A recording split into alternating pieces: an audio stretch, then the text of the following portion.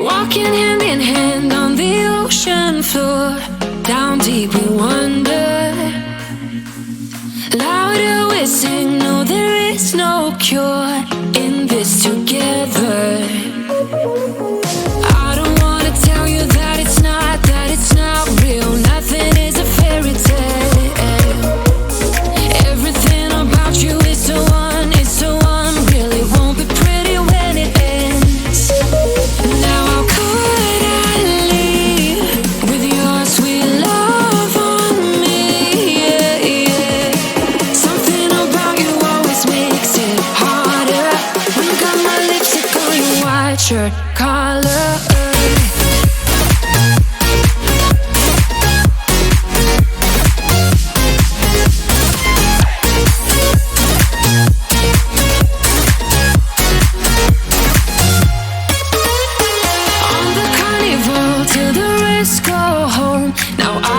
See you.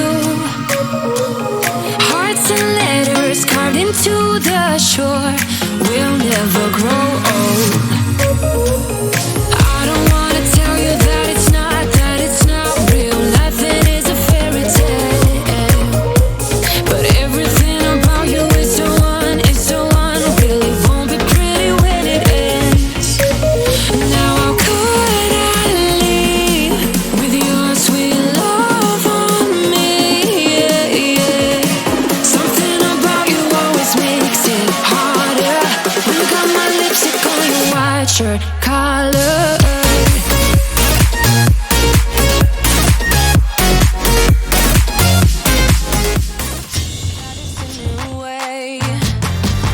Show you the tricks that I know. I'm getting tired of talking, and I need more of a show right now. It's time that you made your mind up, 'cause lately all it ever does is change. Feels like we're only talking, going round and around, back around. I will fight like no other every day. Like the others, I will stay. 'Cause now is the right time, and I'm feeling alright. I'm playing your game like I know I can win right now. You got me on tonight, 'cause loving you is like I'm walking a tightrope so high. I won't be turning around, no, I won't be turning around. It's the right time, I'm feeling alright. I'm playing your game like I will win tonight. I'll do it on my way. I'm gonna show you what I'm going through. Get you out of your comfort zone, 'cause I need more of the truth right now. It's time that you made your mind up, 'cause lately all it ever does is change. Feels like we're only talking, going round and around, back around. I will fight like no other every day. I won't stop like the others, I will stay. 'Cause now is the right time, and I'm feeling alright. I'm playing your game like I know I. Fine, we'll just invite everybody. It'll be the biggest shindig in all of Twitch and the Dungeon Master Dungeons and Dragons. No. I doubt that. No. Well, We have to I invite mean, the boss back. Sean says that I can turn his house into a dungeon, so I don't think you I know dungeon. what kind of dungeon I was referring to. What kind of dungeon are you referring to? Because I have you know tools what? I can bring as we well. should not get into it this early. Early. Because It's almost Chains, I got night. those. I Oops, know. I got those. I don't Do I want to need to go grab my harness? derail the session this early on. I mean, could it's probably still- find, I could it's probably still find an- copious amounts of latex. It's accurate. Okay, guys. You started it. Tuesday, Don't Dungeons start and something you don't want us to finish. No. I went down one path, and you guys like yeeted Continued me off down the cliff. path. This is all your Hey fault guys, this time. welcome back to Sad thing Tuesday, is, Dungeons and everything I Dragons said was true. with our group, the Silver Knights of the Mythal, as they traipse through the Athorian archipelago in search of danger and dungeons and treasure of all kinds. Last week we had chapter 58. Nope, 59. Yes, I need to swap the page because I already wrote a note. This week we are opening up on chapter 60. Last chapter, though, the party had wrapped up a couple objects, little quests, handling, they think, the ghosts that were haunting the house of Harmun Kaniros in the Moon Gardens. And also stopping by to see the Magus Killian Vaughn, an Cartomancer who needed some help testing out some dubious and potentially dangerous spells, to which Calum agreed. So, with that, you guys returned back to Sweet Nut Manor for lunch and are trying to decide what you guys are going to do next, because your quest log is looking a little empty.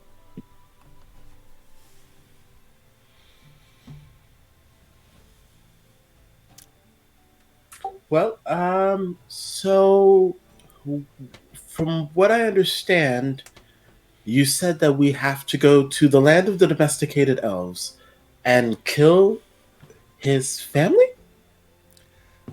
Kill the leader of the domesticated elves. Yes. Which is Volred, Mr. Volred's family.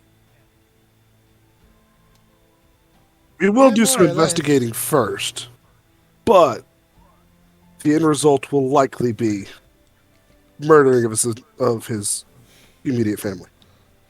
I mean, depending on what he says. That's a very peculiar situation. I mean, I feel like I've been in worse, but I've never had to kill a monarch before. Does that make you a prince? I look over at Volred.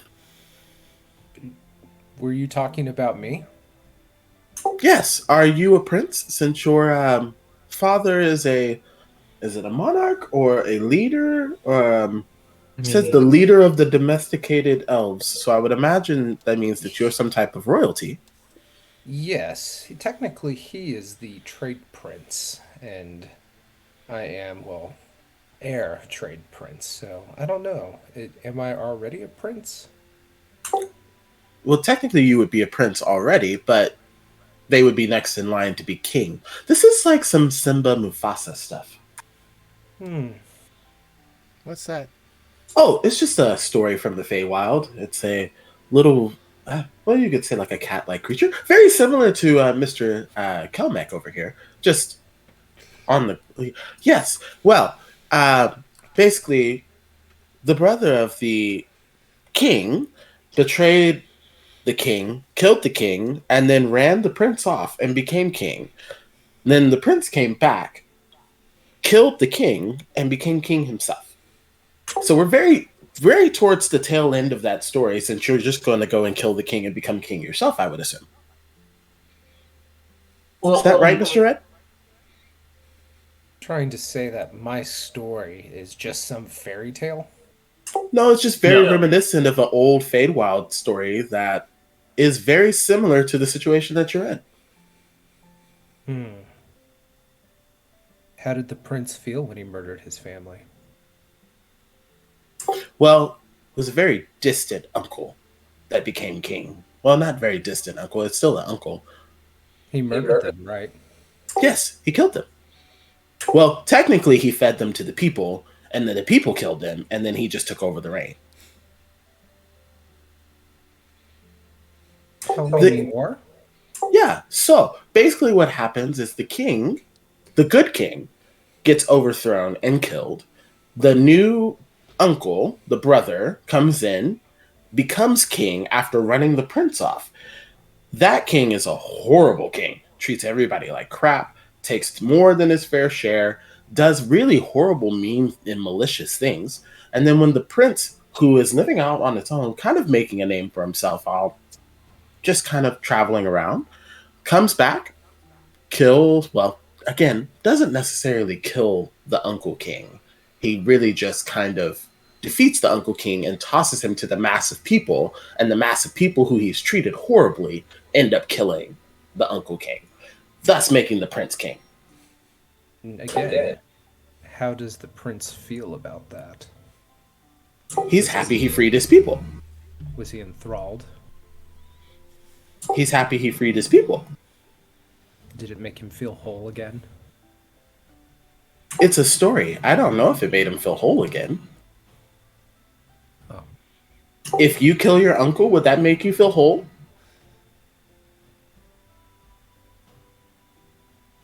I don't like this conversation. Channeling revenge is a very touchy subject. We do not. I am not killing anyone until I figure out what happened. And I hear constantly all of you say, we're going to go kill his family. We're going to go kill his family. Well, I don't want to kill them right away. But if I happen to, would it be bad? This would make you feel whole. But we're just getting answers from your family. That's the main thing. Okay, you need to get answers. So we're not going to the land of the domesticated elves to kill Mr. Volred's family. We're going to the land of the domesticated elves to get answers about why Mr. Red wants to kill his family.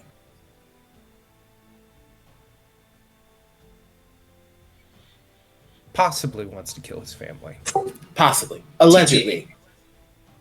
If it happens through circumstance, it's not horrible. It just leaves unanswered questions. So do we feel like we're the people to go and allegedly kill Mr. Volred's family? Like, it sounds like they're pretty protected. I would assume we would have a way to get in and accomplish that. It depends. If my family is innocent, entry will be a breeze. As why would they want to keep me away if nothing is wrong? If we meet resistance, I would start to feel that they have been plotting against me. And it could be difficult. Yes, Yandre. Are we to assume that you didn't do anything wrong to make your family mad at you and kind of disown you? It happens a lot in the Feywild. It doesn't necessarily mean that you're a bad person. It just may mean that you went against some type of rule or broke a deal. But also some highborns get kicked out because they just can't. They don't bend to the ideals of the family. I've done nothing but bend to the ideals of my father. If that is the reason why this happened to me, then he will die. Well, he's just a bad dad. Yeah. So you know what? He hasn't been the best father. And I did not realize that for most of my life. Always looking down on me. Never being a father. Just trying to tell me to deal with everything on my own and figure it out, because there's no way you can lead if you don't figure out things on your own. Oh, he sounds like a father from the realm of the fire Genasis. Well, he could go fuck off there. If he's guilty. That would be quite dangerous and probably kill him. So there's that. Either way, I'm getting worked up. We do not kill my family until we get answers. Azal, do you hear me? I've mostly been saying it because it's just a thing I've been saying. I'm not doing nothing. That's true, but you also like to kill things, so It's more of a pastime. your pastime is to kill things. Yes, Yandre. I wasn't around when you told us the names of your family. Just in case we run into them and we don't know that they're your family and we accidentally kill them. Damn it. I got it right here. If you You know, want to start, the I got worst it. thing is, I almost pinned that in our thing because I was like, he's gonna forget. No, I actually have it. It's just my computer was kind of be weird. I got it right here. It just took me a second. My father, Lenoran Kiyose. He Lanren. Lenoran's your middle name. whatever. What? Fuck off. Yeah. It's his family, Eric. Look, Eric, Yep. I got you. I answered all those questions last night. Don't treat me like this. I'm just making sure that you stick to the No, you're right, backstory you're we right. discussed. You're right. I was looking at the wrong Because part. I prepped based on what you sent me. I know. I tried to prep too. Switches the names up, gaslights the DM. No, it is. I was my own father. No, it is. It's Lanrin. It is. I started looking at what was at the page, and I saw my last name, or my middle name. My father, Lanrin. He has been a good leader at times, but I question his motives. I never really know what he's trying to tell me. My mother, though, Verona, has always been the loving one. But isn't that the mother's job? Does she actually love me? I don't know. It always seems like she wants to love me when she wants to love me. Sometimes I don't know exactly if I were... Damn it, Sean. Why'd you put that in there? Sorry. Sean, you ruined this. Sean's Telling you, man, you gotta mute the channel. You know. got to. Well, I pulled up the stream chat. Okay, sorry. I keep fucking this up. My parents, I don't know. We have this chef who has always been in our home, cooking the most extravagant meals, yet she mocked me daily, made fun of me to my face. And my parents, they didn't care. They thought it was funny. I told them to fire the hag. They said no. Her food's too good. You wouldn't enjoy your life without all this delicate food, Volred. Well, they actually said dare love, but I mean, you get the point. Oh, Dare love? that's my name. My actual name. Your name is Mr. Darelove? Yes. Oh, so just You roll it gave him your backwards. full name. I told... He doesn't know that. Quiet, you. Yes, I do. I'm literally God. now I know his full name. That's why I was like, ooh. Yes, but Polred doesn't know about that stuff. Oh, fair. Wait, what? Uh-huh. Damn, okay. Just some fake shenanigans.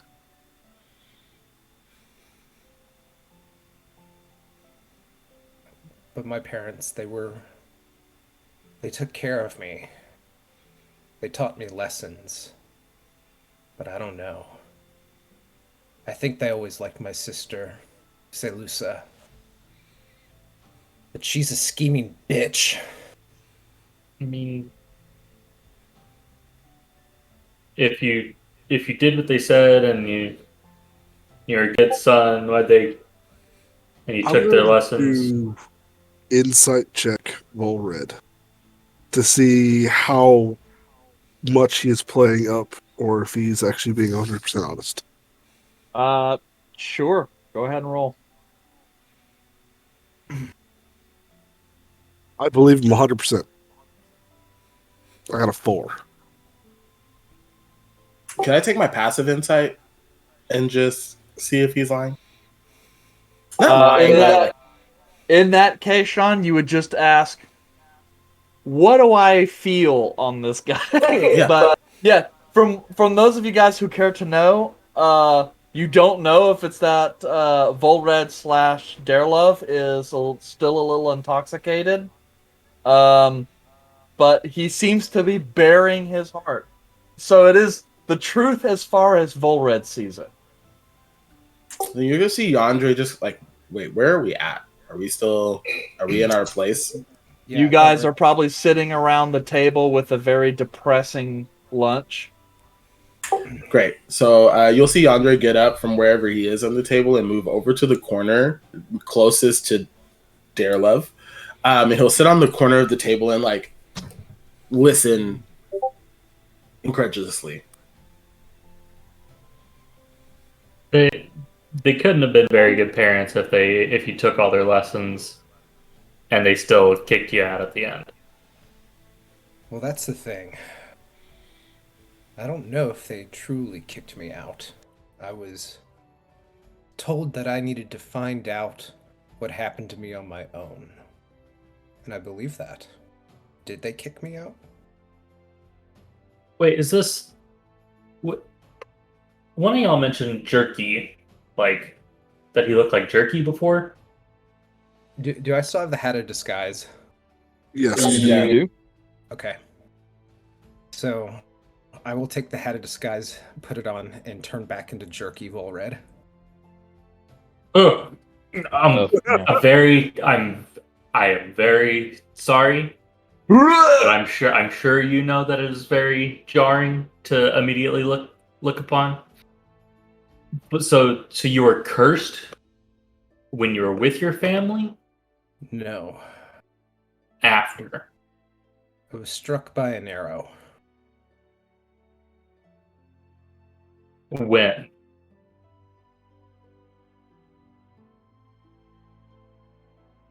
I was out with a friend of mine, and we got into a competitive contest, let's call it. We were rivals, let's just say. Okay. And, you know, nothing too deeply sinister, just... Just boys being boys. Guys we being entered dudes. into a competition of shooting, just running through the woods. And then out of nowhere, I was shot by an arrow. Did he shoot you, or... I don't know. Hmm. As I came to, I was back home with my father in the condition of Yes. this. Alright. And he told me that I needed to go out and seek to find answers. So I did. But the answers didn't come. But the drinks did. And the drugs. And the drinks. Sounds about right. Alright. Then both. So we just need to know, like, why did he... What do you want to know from your family? Like, why did they send you away? Even though you were the, from what it sounds like, the perfect son, even though there's a weird cook lady who seemed to take some sadistic pleasure in demeaning you. Because I mean, obviously, if he's a trade prince, he should have some financial backing to then find a cure for you, instead of sending you out into the world and having you fend for yourself. I'm guessing. That's not how my father works. Everything is driven by the need to show I'm worthy to rule. He even told me that I would have to have my own battle with Seleucia and put her in her place, because there's no way I could rule a kingdom if I couldn't figure out a family power struggle. Mm. I didn't. So know I'm guessing your father does not operate in the close confines of the law. I'm assuming. He is the law. My family is the law. Mm. I was the law. Okay. Whew. Right. Everything's connecting now. We will get to the bottom of it. We will. One way or the other, we will find out what your family knows and what they don't know and why they did such things. Until then, we take your lead in how to deal with your family. Thank you. We end up killing him, by all means, you go down that direction and we will follow. But if you want to find another way to bring them to justice, such as supplanting them and putting someone else in that direction, in that area, we will do that as well. But we will take your lead. We Thank you. trust you in this. As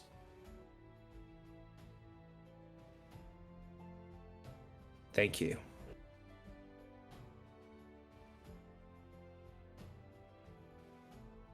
just don't go off the deep end.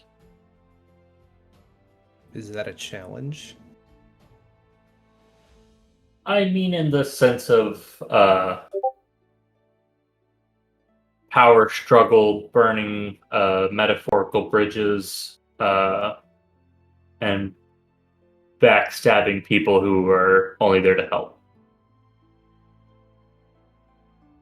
Noted.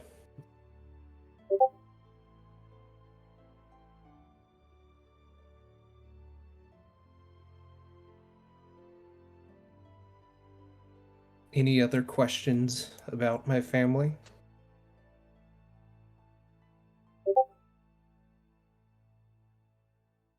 Good, because I was about done talking about them anyhow.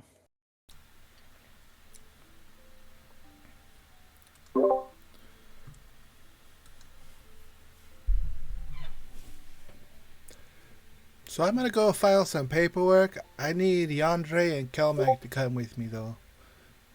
Oh, is it for the guild? Yeah, sure.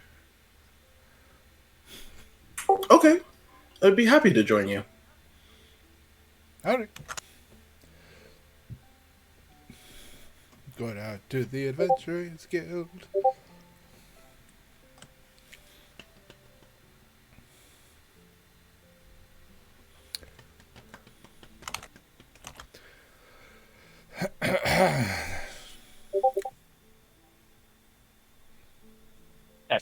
So, you're gonna head to the Adventurers Guild?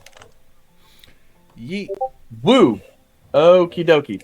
So, you take Kelmac, Yandre, by the hands, metaphorically speaking, walk them out of this little neighborhood, onto the main thoroughfare, through the Wyvern Square, passing the Daring Dragon and the marketplace, and head up to the top of the small hill that houses the castle fortress that houses the Adventurers Guild. Heading into the clerks, it is a rather light afternoon, it seems. You're able to get in really, really quick, and they seem to kind of have a lunchtime lull. And so you just see a bunch of clerks feverishly shuffling paperwork, trying to clear their desks as fast as possible before the next rush comes in. You come you come in and speak with an individual you have seem to recognize, an older gentleman, kind of white hair, balding on top, kind of scruffy beard, kind of little bit of long mutton chops, and glasses. But you guys kind of come in. He kind of looks at you and goes, yes, can I help you? Yeah, we've got to add some members onto our guild registry. Oh, yes, of course. Let's see here. Will we be removing any individuals? Oh, yeah, adding 2. Oh, okay. Form 147D. All right, here you go. And slide some stuff over. All you'll need to do, since we're not removing anyone, is just write the names of the individuals here, and then we'll get them added to the guild's charter. Oh, Do we have to update your current quests as well? no, I think everything is currently taken care of. We haven't opened up any new ones yet. Well, Will you need to be doing that, or do you have other business? I don't know if we know what we're doing yet. So, Very well. fill out some paperwork. Give the quill over to Yandere. I think you have to sign your name here. Oh, just first and last. Oh, What did you put on yours? well, first and last. Okay, I can do that. Yandere signs. Yandere Evergel.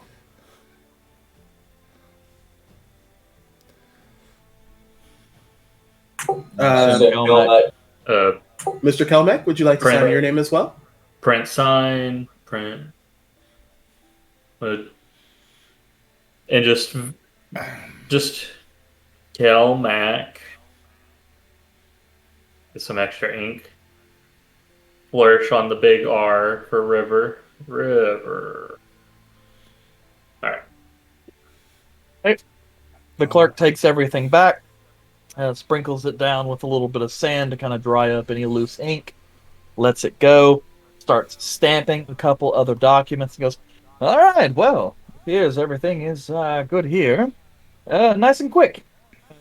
Should take a few hours before these documents propagate out to the other guild halls, unless for some reason you're planning on traveling via teleportation. Was there anything else I can do for you?" No, I think we're good. I have a question. Do you know if the Wayfarers Guild have a way of teleporting to the Free Isle? Was it the Free Isle? Free cities. The Free Cities? Free Cities? Yeah. I believe the Wayfarers Union has a hall in Azerin. That's good to know. Gives us some options. Okay, thank you. My pleasure. And he kind of Bye. shuffles in some paperwork. Have a nice day. You too. Alright, let's head back to the guild. Now, Kelmac, Yes. you're not allowed to lose anymore. You got it. Are you a loser?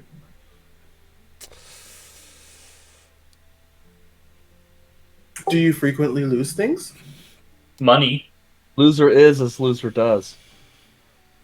I lose money when I gamble. I'm not a very good gambler. What do you gamble on?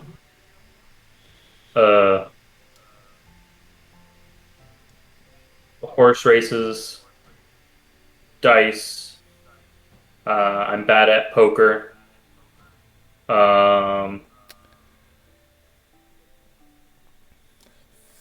Fights. Wait, you lose fights? And Sometimes. poker? And horse races? And No, poker's dice? Poker's a card game. Do you Well, no, Do you win? Yes, it sounds like all of the different types of gambling that we had back in the Feywild. What do you successfully gamble at? Quickly.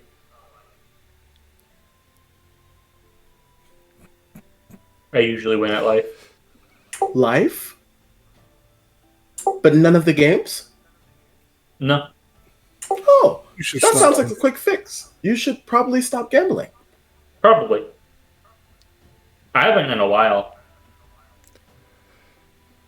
Mainly the boys got tired of taking my money. But Mrs. then again, All's, I'd make them run PT whenever they did. So Mrs. All's face says that you're lying. Did you gamble recently? He lost recently. I lost recently What did you lose? a fight. It's pride. You lost a fight? Oh, Mhm. see, that's okay. You lost a Be fight. fair, I got so possessed. you lost the same fight. Yeah, but mine was after I let him get like a buff. It's not like letting him grab a Holy Avenger and fight me. Yes, but you still lost the same fight. So Lost it proudly, though. there, yes. I put all my I'm effort not in the fight ashamed of until it. lost, so I'm not really ashamed of the fight. Do you have an Oh, addiction to gambling? I did. I don't anymore, but I did. You don't have an addiction to gambling? I do have an addiction to gambling. That's why I don't do it anymore. Oh. So do you promise not to gamble your money away now? Yep. Yes. Great. That's a deal. Shit. Man, you're real bad at this, Calmac. What? What you just did is, in a way, a gamble in its own. Let's get back to the house before anything stupid happens. Question, was Caleb there for that? I think he was. Nope. Okay. I took those two. You're a nerd. You don't go anywhere unless you are specifically required to. Okay. Because, yeah. Update personality traits. Gullible. Gambling addiction. Just building character right now. Sure am.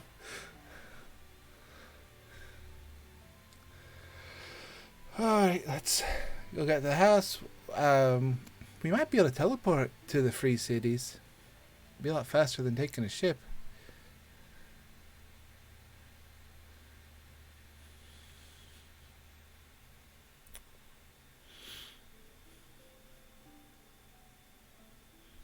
I'll bring that up after we get to the house. Yeah. Sorry, I was typing. I mean, And Ari was writing. Wayfarers Union can be a little expensive depending on where you're going and how far you're going. And pray they give you someone experienced to get you there. I don't know. We spent about 80 gold just trying to get to the capital, and it took 3 weeks to do it. Well, we can see how much it is. Mr. Kelmack, I have a question for you. Mm. What do you hold valuable?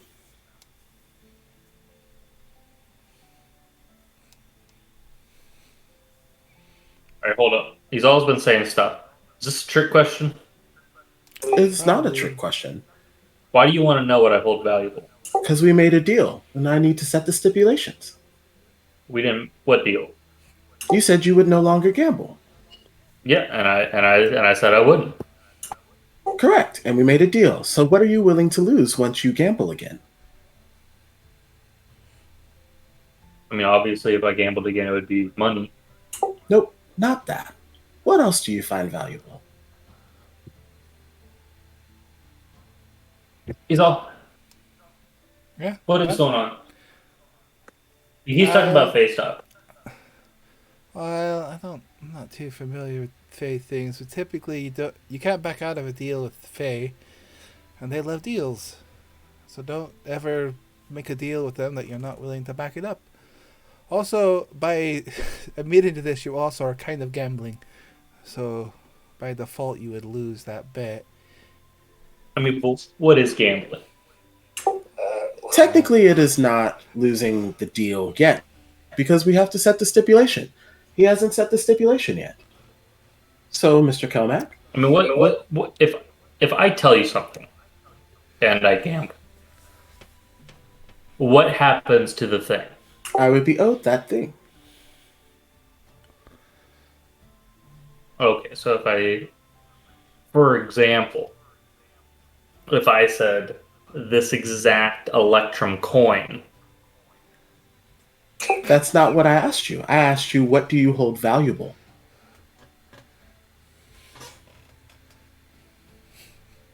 So what is valuable to you, Mr. Kelmack?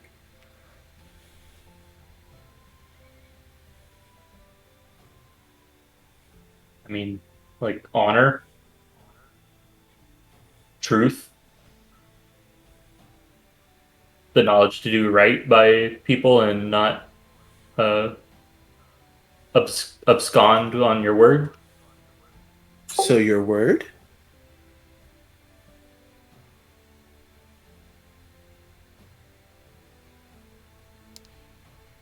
Is that what you hold most valuable, Mr. Kelmack? This feels like a trick.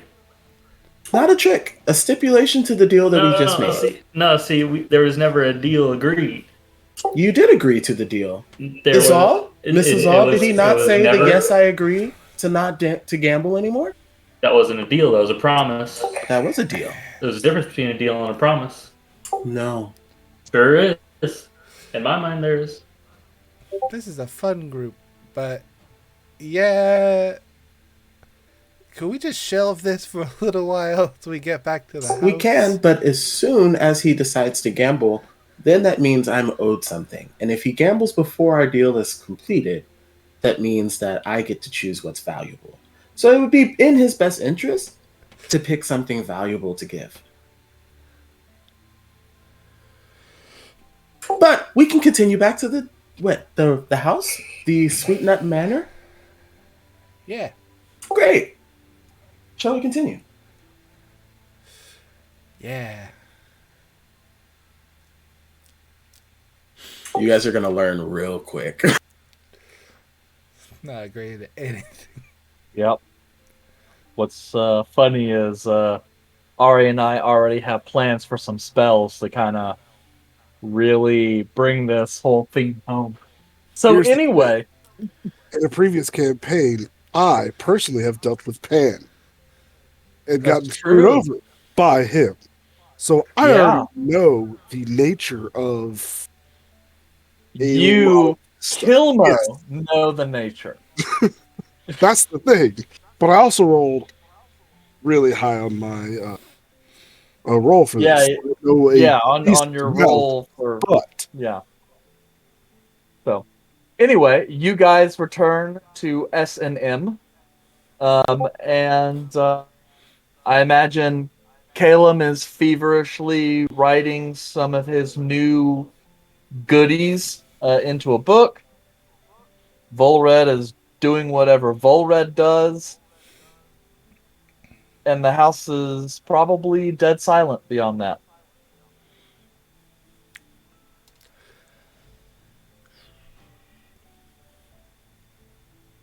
So how are we gonna get there? We either take a boat or we teleport. The Wayfarers Union is here on the island. There- Yeah, they're going all over the place. Technically speaking, let me just The teleportation. Yeah, I'm just saying. Technically speaking, the Wayfarers Union has 6 offices in Air Ariellen. For convenience. Yes, for convenience. Business is booming. Yeah, they have one in the 2nd Ward, like over by where Master Flareon lives. They have 2 in the 3rd Ward. They have 2 in the 4th Ward, which is like the harbor area. And then they have 1 near the Adventurous Guild there in Ward 5. So, Oh, let me go get Caleb. Caleb! you hear a message in your head is all. Yes. Oh shit, I forgot we could do that. Nah, I message you back. We need to have a meeting. Downstairs, please. All right.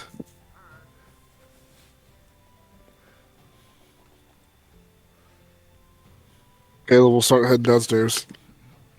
Is Volred in the main room or in his room? If he's not in the main room, I'm gonna start pointing at his room. You're gonna have to figure out where I'm at. I point at your room. And I say, Volred, are you in there? No. Just casted. Behind you. I don't think you know how this works. Nope. I'm not in here. Alright, well, we're talking about our ways of traveling to your home, if you want to have an input on it.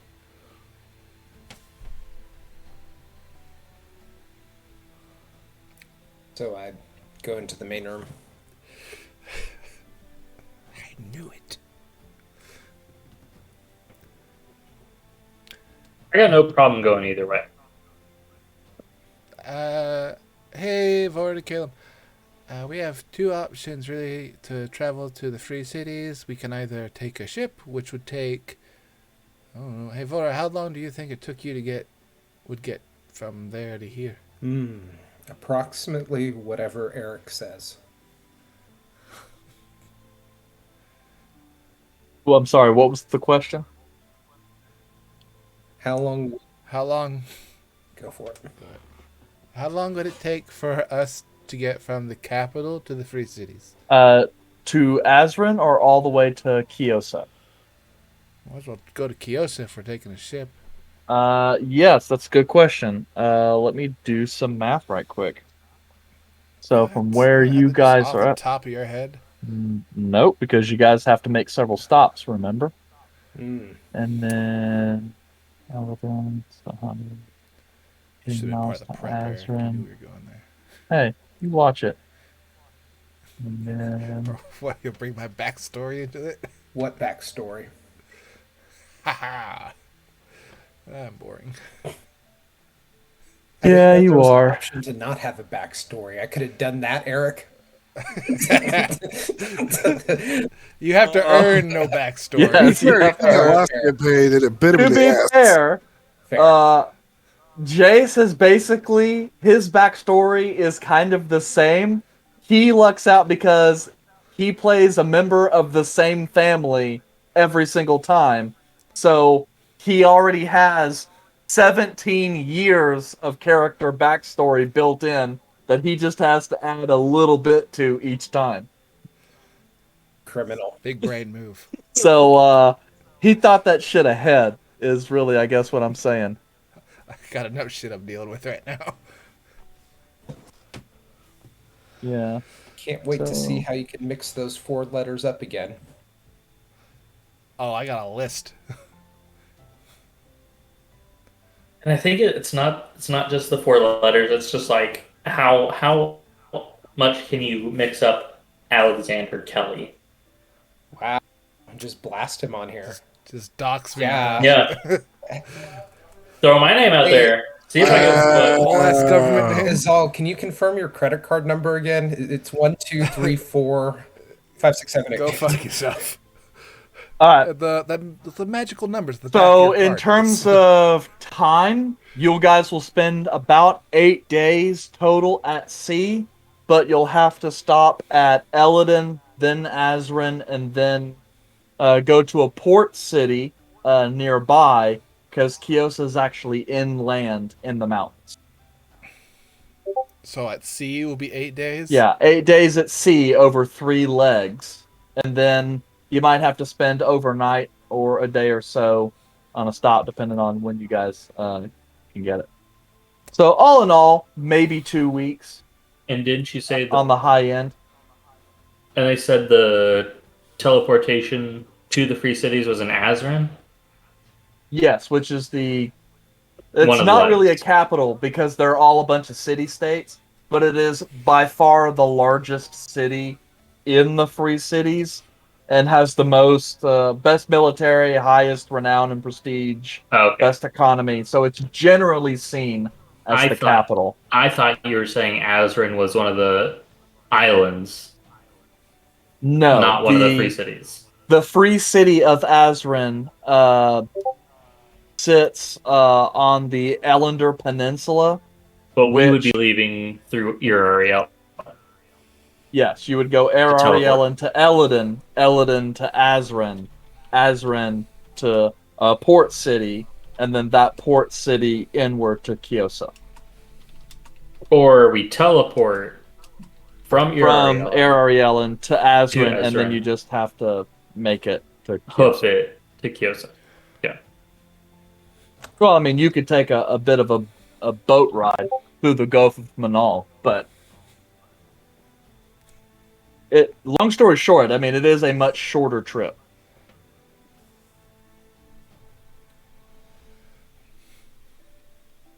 So those are the options: boat ride, several stops, and traveling on land, or teleport.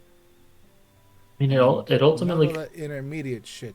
comes down to how much it is. So if it's a lot of coin, then is it really monetarily sound to do? I mean, there's a lot of coin to travel that far on a ship too.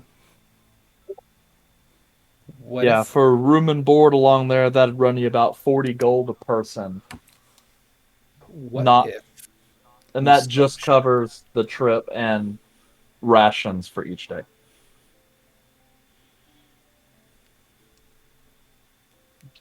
Go on, Volred. It's okay to steal a ship every now and then, right? No. You know how to actually Pilot the work ship? a ship besides me? No, that's why you bring assistance. Yeah, that's Called a crew? that's expensive and very high risk, low reward. You're right. I was just getting caught up in some memories of my teenage years.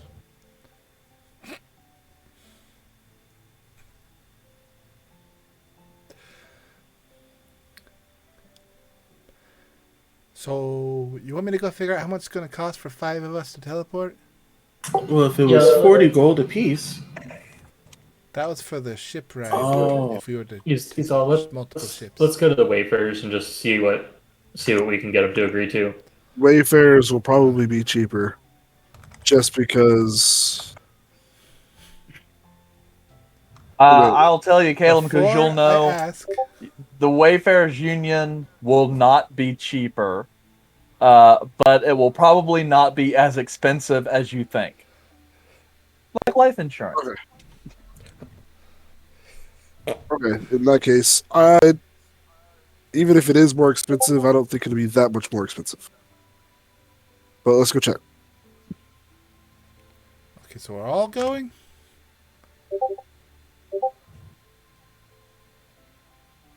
I wouldn't mind another trip. Alright, well, if y'all are all going, I'm going to stay here. What are you going to do if you stay here? I don't know, y'all move around as a group. It's all cumbersome. Volred, are you going? No. I'm going. I gotta make sure Volred doesn't drink all the alcohol in the house. I'm not drinking today. I decided. It's a very good choice. What do you mean by that? Sorry. Never mind that. Okay. Mr. Caleb, did you want company? Sure. Mr. Kelmack, are you going? Yeah. All right. Well, Mrs. All and Mr. Darelove, be safe. I don't know how I feel about that name. Is that not your real name? I just gotten used to Volred. Should I not be using Darelove after he told me that his name is Darelove? You can call me either. It's probably No. a good idea to get used to my real name again. Helmac's real name is Camlek. I thought his real name was Cat. He's a cat. So that was Darelove Lenore Kiosi. Great. Got it. Okay, so you guys are going to go to the Wayfarers Union? Yes. Yes, that is correct. Okay. So, you guys have to spend a little bit of time asking around since you guys hadn't actually been there yet. But thankfully, it's not that far, like maybe half a block away from the Wyvern Square. And you enter in to this local section. It's mostly just like a 2-story building. It looks like it's got about 3 different towers that kind of go through the back. As you enter, there's kind of a grand kind of reception hall. I say grand, it's really probably only like a 30-foot by 40-foot room, but it's got vaulted ceilings and all of the furniture and light fixtures and stuff like that are all higher end.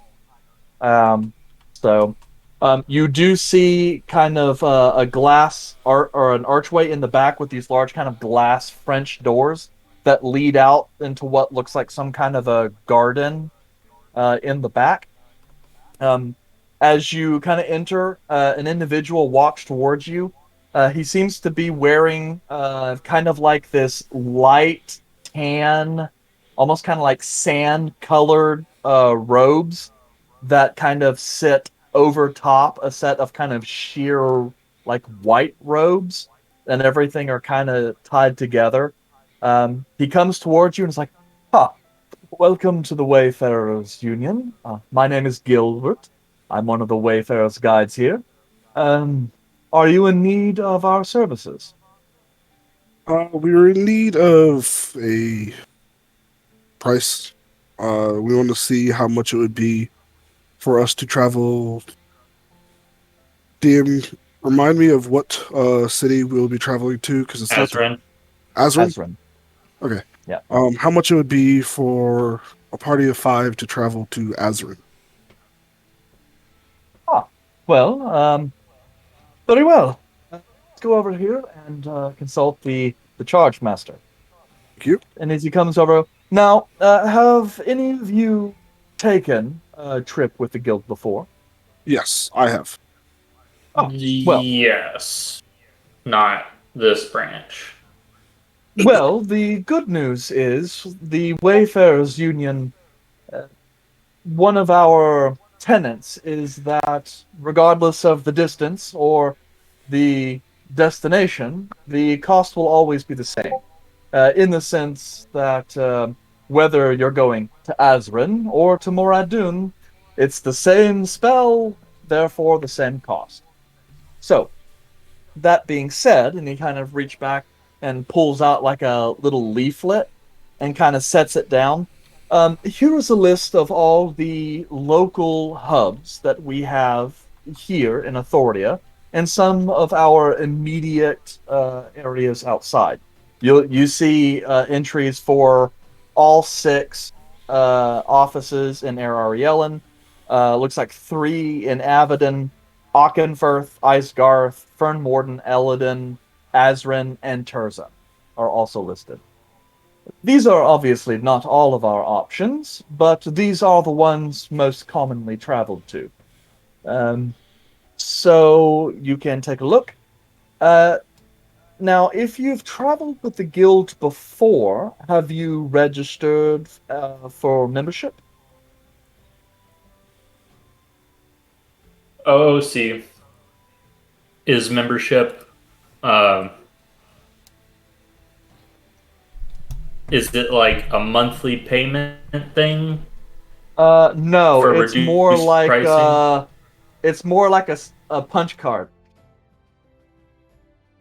I would say yes. really. Probably. Okay, how many times would you say you've used the Wayfarers Union, Caleb? Well, I've probably used it quite a bit, so probably upwards What? of what? Well, I was gonna say, the starting price for a teleportation circle is 425 gold. So keeping that in mind, how often do you think you've actually been able to afford to use the Wayfarers Union? Would the ring have let me use it whenever I was traveling? I would imagine in emergency cases, like if you needed to So I get would say somewhere quickly. probably like 5 to 7 times. Okay. And 'Cause what I about probably you, didn't use Kelmac? it very often personally. Probably used it once or twice personally. The rest probably with the ring. Okay. Kelmac? So personal use 4 or 5 times.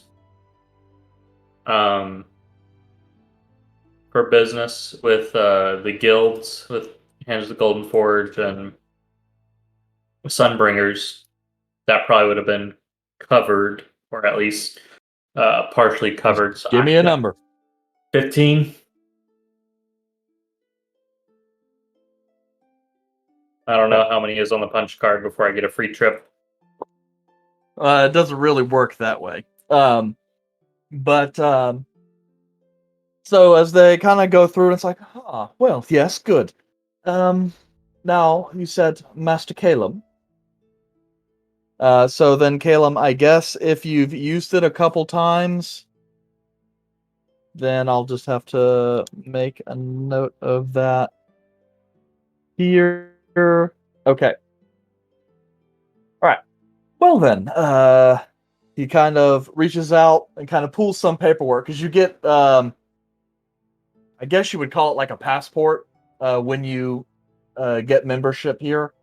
Yeah. And so he'll just kind of flip through that a little bit and goes, yes. Well, let's see. It looks like you qualify for our reduced tier. So it looks like using your qualification, one-way trip through a teleportation circle to Azran will be 300 gold pieces. Yep, 300 gold pieces would be the cost. Question: would it be 300 per, like for me, and then 400 for the rest of the party, or would it be No. So with 300 for the teleportation, yes, you pay for the circle, Okay. and then Okay. however many people travel with you is up to you. What's it So- like up to 6 people? I think can fit in a teleportation circle, unless It's they use an however industrial many- one. It's however many can pass through the opening in a 6-second period. Yes. And I forget. So, do you allow pack animals to come through as well? well, they are. I mean, it is a 10-foot diameter, so when you say pack animal, it will need to fit through a 10-foot opening. Yes, they should. They'll fit. Not Yes. like I we're don't know not about using an elephant or murder. anything like that. But yeah, Yes. He's kind of looking around, going, though our particular branch isn't well set up for that. Well, we can certainly make it work, not a problem. However, I will say either of the um, guide halls that are in the waterfront, they will have. They're used to moving cargo and things of that nature, so they have larger thresholds for just so such an occasion. we should probably head over there if we're going to do it. Yes, but as I said, the price will be the same regardless of where you're traveling from or to. Okay. And based on this, yes. So as I said, it would run you 300 gold pieces for the trip. And where you are at now, that would put you halfway towards reaching the next tier of your membership. All right. Thank you very much. And did you have any other questions, Yandri? Kelmac? Where did you get the architecture for this building? This? Well, it was built by the architects here. The stone itself comes from Isgarth, though the design is sort of a human-elven hybrid. Of course, much of the city, we take a lot of inspiration from the ancient elven architecture, which is found in ruined states all throughout the archipelago. Though elves, I don't mean to give offense, as humans, we put a little more emphasis on function rather than form. Yes, which is the reason why your buildings look so bland in most cases, but this one looks pretty. Well, yes, we tend to cater to a slightly different clientele. So each of the guide halls will somewhat match the clientele it's meant to serve. You think this is nice? You should see the one in the Sterling district. I should hope to one day see those. That's immensely extravagant. Huh. Well, thank you. My that, pleasure. that was all my questions, Master Caleb. OOC. Is Kelmac not a higher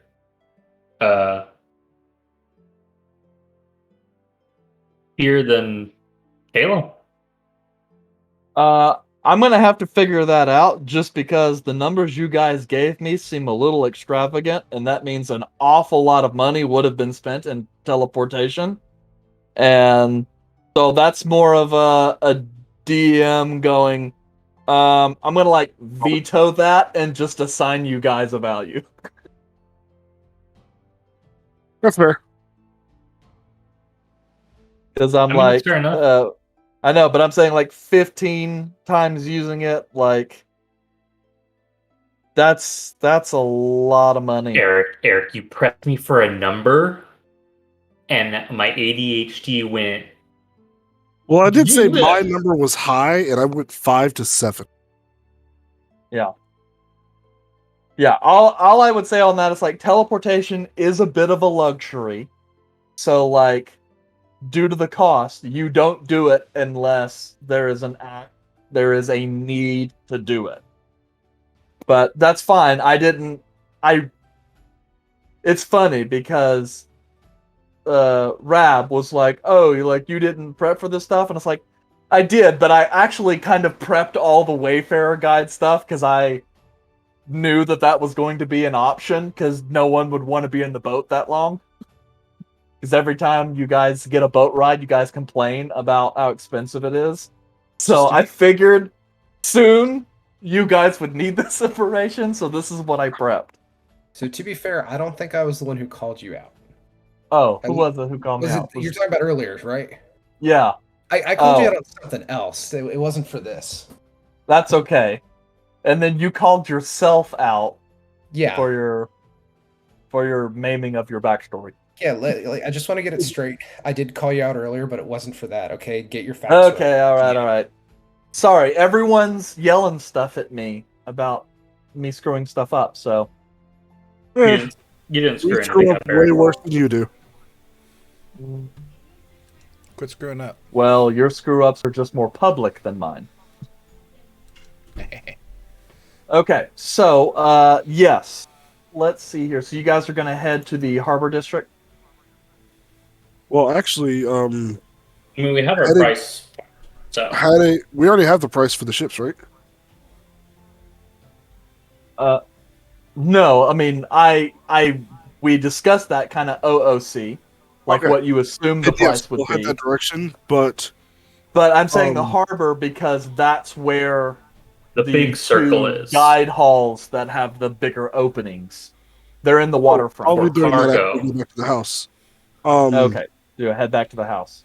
Yes. Yandere. Since he was talking about the architecture of the Sterling District, did you want to stop by there on the way home? Do we have time for that? Sure, we have time to stop by. Sure, I would love to see it. Yes. And Caleb takes you on the way home, which actually means and then back and then over. Yep. Yeah. Y'all not... have fun with that. And go on to the house. We'll see you at the house. Yeah. I just Yes. figured we want to see it before we leave. And Mr. Kelmac, make sure you think about our deal. We never shook on it. You don't have to shake on a deal. Yes, you do. You'll have to learn. There are different ways to make deals. And I appreciate you accepting the deal earlier. And Mrs. All was a witness. So I actually have a lot more credibility here. If you would like to continue, we can definitely set the stipulations. But if not, I get to choose what I choose. I didn't see any of that wording, and I would just walk off. He's going to have to learn really quickly. He made a deal with you? Yes, he said he would not gamble anymore. And I said, that's a deal. And he said, yep, okay. That was an agreement. Yes, that was. And I'm assuming he's trying to back out of it? He hasn't picked his stipulation yet. Ah. Well, he did say that he values his word. So unless he picks a stipulation, I might just take his word. Caleb ponders on that for a second. What was his wording? He values doing the right thing and keeping his word. There was some other things before that, but the last thing that he said was keeping his word. Galen is going to chuckle. He will learn, hopefully. If not, we shall see what happens. Either way, it's going to be fun. I tend to agree. But let's head to the Starling District and show you the architecture there. And we'll head that Okay. direction. He's all. Uh-oh. So, heading in to meet up and get a certain special object that is due to be picked up. You handle that little errand and then drop by the Fields of Tribulation. As the sound of distant combat and cheering from the crowds brings you in a little more. So, walking up to the outside pit where the matchups for the day are displayed and betting odds shared. You're just kind of walking up with this large kind of picture frame, all wrapped up like in paper and cloth, as people excitedly place bets on the future match. Ooh.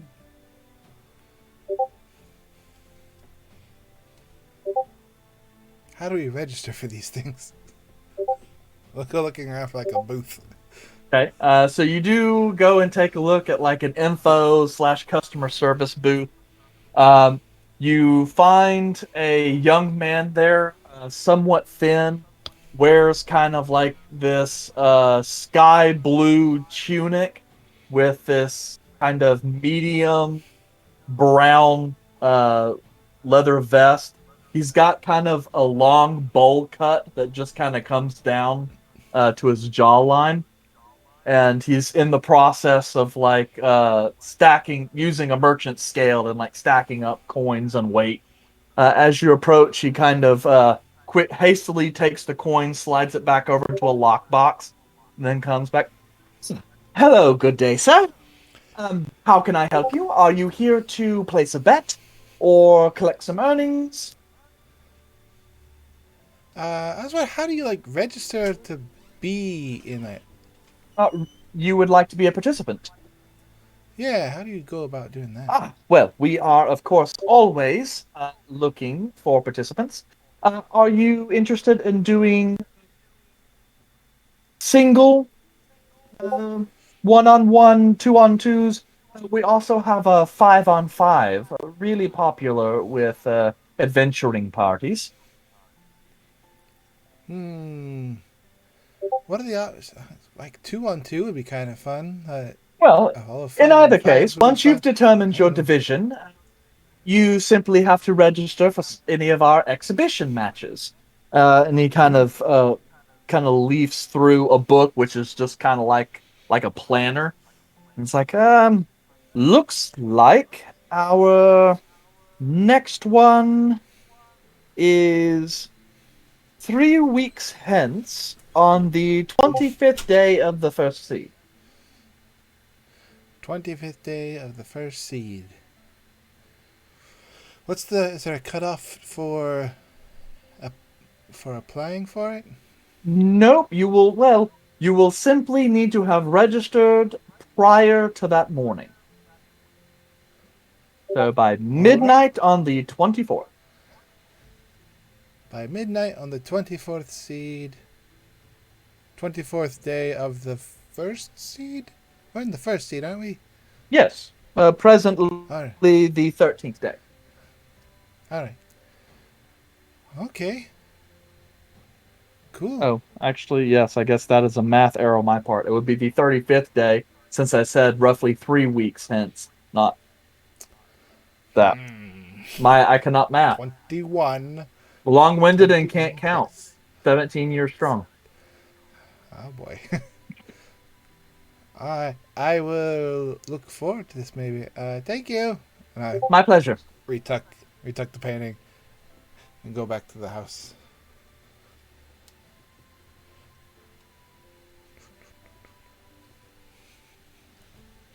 All right. Let's see. Kelmac, what are you doing when you return to the house? I assume Volred's still present. I'm just waiting for them to get back from their sightseeing. Okay. The Sterling district Yep. is uh I mean, I've been in Terza. It's probably just like Terza. It's fancy. Perfume shops, clothing shops for people with a lot of money. In certain spots of Terza, I mean, yeah, you've been to Terza, and Terza is is actually about 20 times the size of Erarielen. Yes. Yeah, massive. I mean, I'm probably exercising because I really haven't said that I do that, but it is a daily thing that happens. Hone them skills. It's just from just the military background and PT. Wake up, stretch, workout, jog. Yeah. Keep fit. Keep ready. Immediate readiness. Yep. All right. Calum / Yandre. Or I guess more specifically, Yandre. Calum takes you up into the second ward, which is kind of elevated from the part of the city you guys typically travel in. As you kind of ascend, you immediately notice a difference. You've seen some of this district as you would have passed through it on your way to the Moon Gardens. But as he kind of leads you a little more kind of northwest, closer to the first ward, where the massive spires and fantasy-like fortifications and palaces of the Athenaeum and the Lyceum Arcana are all kind of looming off in the distance in yet another higher elevation. The houses here, you go through these pockets where there's like these little tiny like medieval squares with these beautiful Gothic buildings with stained glass and like cobblestone roads and such, kind of winding through smaller neighborhoods. A lot of buildings stand detached, but there are row houses. Though you can tell these row houses they take up a lot of space, like they're mansions, even though they are adjoined like townhouses. He also kind of goes up and weaves you through the Sterling district, which is filled with noble villas, acres and acres of compound with these elegant manor houses that are like small palaces in their own rights. Gorgeous architecture, gardens, a few like hedge mazes and such as you go through. The guards here also wear this kind of gleaming plate, similar to kind of like what the Gale might wear back in the Feywild. But you get the sense these guys don't have to use their armor very often, not like the guards in the lower districts. But he does take you on a nice leisurely path, and it's nice. Though, as beautiful as it is, it's got kind of a manicured quality and not the kind of wild, untamed beauty you're used to seeing in the Feywild. But it's really reminiscent of the Feywild. Like you can tell, like some of the like some of the architecture still like mirrors some of the old ancient Elvish runes, but has their own new flair to it. Some. I mean, you can definitely see the influences here. But the Feywild takes everything, to a farther extreme. Like this is you would say like these houses are somewhat like Disney inspired versus the Feywild, which is like full on Disney Magic Kingdom kind of different architecture. So similar, like there's stuff that you can go, it's like, oh, okay, you would assume this person's at least, these people at least been to the Feywild or something maybe. But no, it is far more tame than what would be done. The architecture is pushed a little farther along the boundaries in the Feywild. So you'll see like Yandere walk up to one of the buildings and just kind of touch the trim of one of like the doorways and just like, well, this is an interesting take. So I take it you enjoy the general architecture of your surroundings. No, not really. Not all the time. I just like things that remind me of home. What about this reminds you of home? Well, there are quite a few things, really, but if you look here, and then Yandere is going to point out like some of the trim along the side of the doorway. This line work, though it's not exactly like the Feywild, this line work is very similar to what we would do back at home. Now, it is missing a lot of the magical trees, the branches, the additional oomph that we would have at the Feywild. But somebody tried. And I think that's a beautiful thing. And then over there, if you look over, notice how the windows have sort of a oval shape at the top, but not a full block or a full square like most humans like to do. That's very similar to some of the ancient Feywild archways that we used to use. Kind of like mirrors or portals, as you would probably say, that kind of reflect people's journeys as they walk through them. Now, you don't have any magic to do that here. Well, at least I haven't seen it yet, but it's nice to see it. That's good.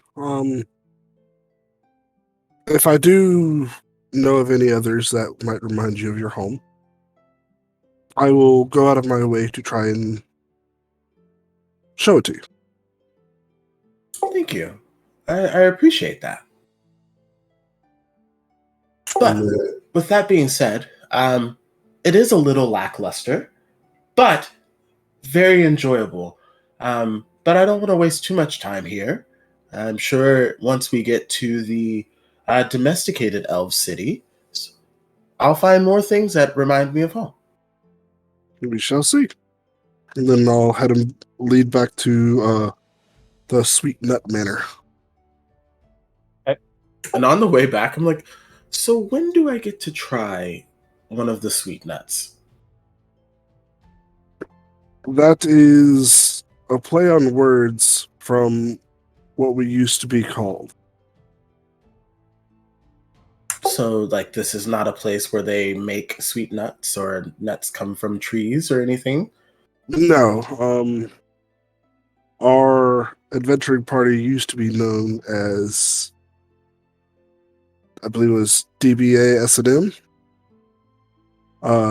Doing business as Sweet Nut Manor? Sweet Nut Milk. And Izal ended up changing the name, but still stuck with the Sweet Nut Manor for our house. So did your adventuring group acquire Sweet Nut Milk at some point, or? No, it was just a name that one of our previous party members enjoyed, and we used that as our name for a while. Okay, and so now, what is our name again? Silver Knights of the Mithril? Full, I believe. Mithril. So it still has the same. Well, no. It Knights has is. them. Wait, are we knights as in fighting knights, or are we talking about the knight? The knight. So it's just the Silver Knight of the Mithril. I believe it still has an S. It's a play on words, but it still has an M. Huh. Interesting. Well, if I ever run across any sweet nut milk, I'll make sure to bring some back to the Sweet Nut Manor. So that way we at least have a reason to have that name. That works. Do you jar sweet nut milk? I guess that depends on how long it lasts. Oh, If so it doesn't last long, you're not really gonna really want to jar it.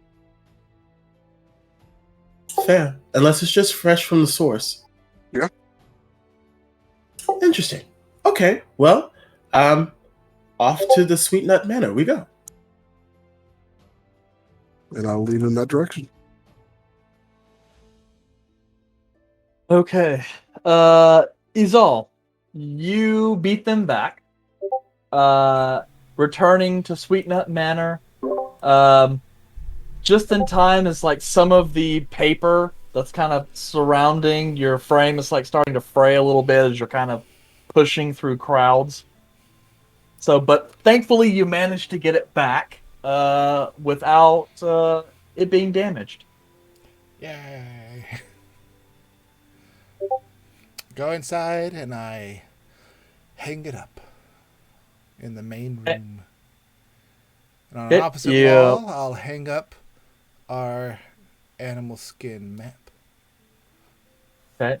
So in the main room, you want to like hang it up on top, like above the fireplace. Yes. Okay. So you unwrap it eagerly and then go to like set it out. It's like, okay, it's pretty good. It is pretty good. You do notice like your late additions, Kelmac and Yandre, do appear as though they have a little less definition and detail than the other individuals, seeing as how like they were kind of hastily added halfway through the process. So when you get kind of close up to it, it's like, oh, well, yeah, okay, that's not really the best. But, you know, you take about 10, 15, feet back and have a look. It's like, okay, well, it works. It works for me. Ah, nice. Vored! What? Are you in the kitchen? I am anywhere. Oh. Kitchen's downstairs. Look at the painting. Downstairs, in the basement. Look at the painting. Yeah. What do I see? Yes, it's all. Describe the painting. It is a lovely rendition of our entire party, which we all had to kind of stand there for. So I would hope you kind of know what it looks like as far as the party goes. In our best attire, and the background isn't of our typical background. It's similar in the layout, only it's been spruced up with things that weren't actually there, like there's vases and like fine architecture instead of our plain ass wall. He jizzed it up and made you guys look a little more bougie. Yeah. I would like more detail though. Like, Volred likes painting. I need you to explain the painting. So start from the left. It's a bit contemporary. Right. Okay. But given the lighting, he did the best he could, and I really think if you want, I'll go get the artist and he can come explain it to you the best way, what he was feeling, the emotions of this art. I mean, although Kelmac looks like a stick figure. You look really close, you get up there, those eyes are crossed. What the fuck? Ah, fuck! How does Volred look in it? probably the best out of all of us. Yes. You you can't exactly tell, like, in the sense that it appears as though he put a little more emphasis into you, Volred, than maybe he did some of the other people. Because he's kind of accentuated your elven features just a little bit, so you almost look kind of classical and ageless. I think that's just because Volred clearly knows just how to pose for a portrait. There's certain Yeah, angles, you know. yeah. But you know how, like like in history, they all like the artist always makes you look a little bit nicer than Mm. you actually look in real life. I Yep. mean, and this guy like gave your hair a little more like coif to it. Some volume. You know, a Love little good bit of quality. volume and style. Yep. You look positively regal. Okay. Is all. What a great painting. I didn't realize it would be done. Well, it was. Great. Where are you gonna put it? Right here, it's on the wall. Oh, you already put it on the wall. Yeah. I'm not like holding it like up in front of you. Like, here you go, look at Oh, I this. mean, Just hold it there for eternity. Just It makes it the way you say it makes it sound like you don't like where it's at. Like, yeah. wanna put it Well, now somewhere? I don't. Now I don't like where it's at. Is it the lighting? Do you want to move it? I can put it on the other side. Particularly, which wall is it on? It's right above the fireplace. Actually, I can't even argue that. That's a great spot. Maybe it's just the lighting at this time of day. If we open up like some natural light, we could put like a roof light, just a hole with some glass Skylight? over it. Yeah, skylight. You gotta be careful though. If you don't seal it properly, water will leak in on the side of it and it'll ruin like a big section of the ceiling. yes, that is why you pay good contractors, not the cheap ones who will do it fast. Fast and good though. That's okay as long as you don't choose cheap. I don't think that's an option. If you choose good and fast, it never comes cheap. No, precisely. But what I did, it's what I was trying to say. Yeah, what is it? It's a triangle, right? You can get You it. can pick two. Yeah, you Cheap, can pick two. fast, or good. You can get it cheap and fast, but it won't be good. You can get it good and fast, it won't be cheap, or you can get it good and cheap, and it won't be fast. If you bitch about it, you'll only get to pick one. I believe Yep. they call that the iron constant. Iron constant. It's something I was taught. I don't know if it's correct or not. Someone told it to me. Kelmac, where's Yandre and Caleb? I thought you went with them. They went to. He said something about liking the Wayfarers building, the architecture of it. So they went to the Sterling district to check it out. I went to the It's one of the fancy. stadiums. Oh, how'd that go? Oh, it's nice, loud, a lot of people. Probably shouldn't have brought the painting with me. I took that one out of order. Probably. There was some nice wagers being put on things, and Mm-hmm. we could register to fight. You could earn winnings, all kinds of things. Cool. Did you register to fight? Because I'm sure you'd like to. Nah, it's in like 3 weeks. You got time. We might not even be back here. Oh, you have to reserve a spot. Well, yeah, just gotta do it before the day it starts. Okay. We got to like the 24th of the first seed, 34th. 34th of the first seed. See, I committed the other number to memory. Well, before they get, well, I'm sure they'll dispense that information when they get back. But the Wayfair, apparently, Calum has used it enough that he gets a discount. So we only have to pay $300 the gate. How the hell did he afford the multiple uses of it? I mean, apparently he has good connections in his ring group of No, mages. we first met him, he looked like a hobo. Still looks like a hobo. I know.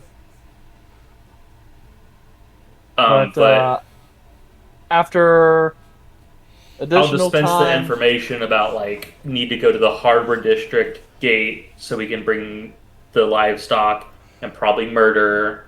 But wait, why are we bringing the animals? We always forget them. I don't know. Oh shit! I need to probably. We haven't seen Yandere with a horse, have we? No, Okay, he can have Megan the Stallion. I think I already kind of volunteered it because, only seemed right. Some extra I, horse laying around. I really have no need for it. Because you're a cat.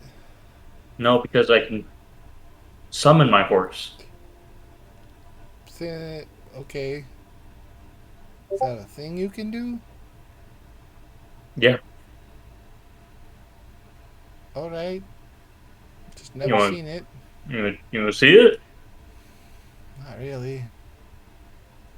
I Is can- it like a real horse or like a picture of a horse? No, it's a real horse. Magic horse. Alright. after some time, Caleb and Yandere return. Well, have you seen a lot of Elvish runes around here? You talking about Elvish runes? We've seen quite a few. We haven't really gone into many because Runes. Runes. Runes, not ruins. I would hope there's not a lot of ruins here. That means that the Elvish architecture and the history has been destroyed. So many. Well, Me with my little bit of schooling about the sundering, just. Oops. You're silent. That usually means a negative thing in the Prime, correct? well, Generally. we have seen a couple of elven ruins, and I do know that this area is known for having a lot of dig sites into elven ruins. Probably not a lot, but it does have a decent amount. So you built this city on top of elven ruins? Yeah, that's certainly what happens. It was more like the elven ruins, the elven cities fell, and things were built on top of them, and now you have to dig underneath them. So you built this city on top of elven ruins? No, Caleb didn't build the city. Well, no, not him exactly. But you said you. Yes. You said you built the city. Well, no, but Caleb didn't. The people of this nation, at some point or another within the last part of your history, has built a city on top of the elven ruins. Yes. That's correct. Is that why you see so many magical fluctuations and so many different traumatic events happen in this age? Probably. That, I believe, is a cause. There are other causes for your issues? Well, you have seen the rift, correct? Yes. That causes a lot in of itself. And I believe that the rift causing magical chaos to expand, coming in contact with said places can also have an effect on why things go awry like they do. Well, that is interesting. Like I said, I don't know for sure, but I've believe that could be a cause. I'm surprised I haven't seen many more elvish ghosts. Have you? No? How long have you been? Oh, that's right. Okay. We saw an elvish ghost in one of the ruins. Yep. That's how I got Caleb that book he has. Not that book, the other book. Yeah. Just one, though? Yeah, he was so talkative. He was nice. Well, technically we saw more than one, but one of them was friendly and talked to us. The other The other tried to one attack attacked me and made it to where it was very hard to breathe. So you got attacked, and then Mr. Darelove, you said you got attacked as well? I Yes. believe so. I was so frightened. Did any of you other ones get attacked? No? Good. Kelmac wasn't here. And you weren't there? And you two were the ones that have died? Which two? Darelove and Mr. Caleb did Caleb? almost die. Caleb didn't die. I was at what you would consider death's door. I did not actually die, but I was close. And and that was after the encounter. Yes. Do you suppose that maybe there was an elvish curse put on you after you were attacked by the elvish ghost? And that's why both of you are inflicted with the state of death? That is possible, but given the separateness, how distant they were, I don't believe that they were both connected.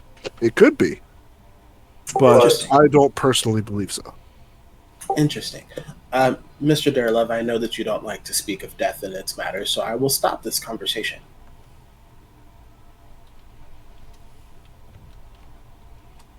Thank you.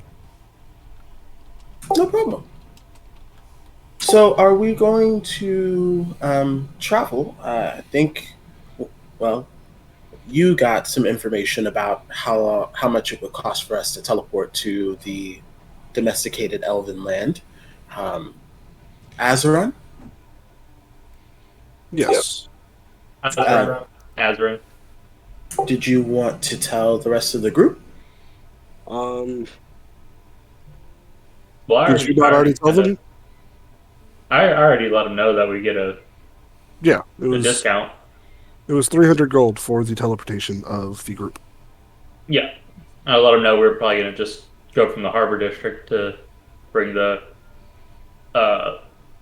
animals. By the way, Yandere, Yes. I have not a gift, but I don't need it. They don't need it, but we have it and would like you to have it. It's a horse for you to ride. So this is not a gift? No, not a. Hold up. I'm still thinking of the thing.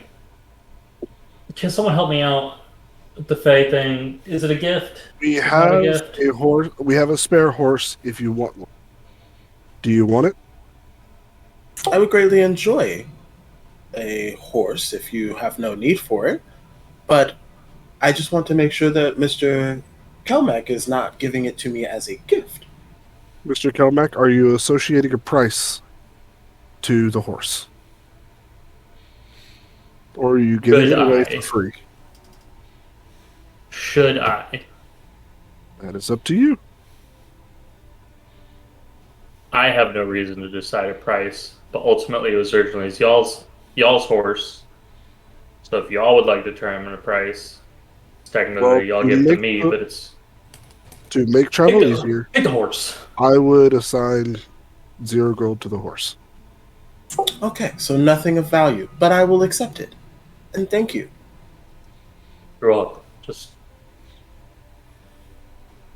they told me to take care of it, so you take care of it now. May I see the horse? Yeah, it's there's stables in the back. Yes. Yeah, Andre, I showed you the one it was, wasn't I? Didn't I? Oh, the Black Stallion. Yeah, Megan. Megan the Stallion. Oh, okay.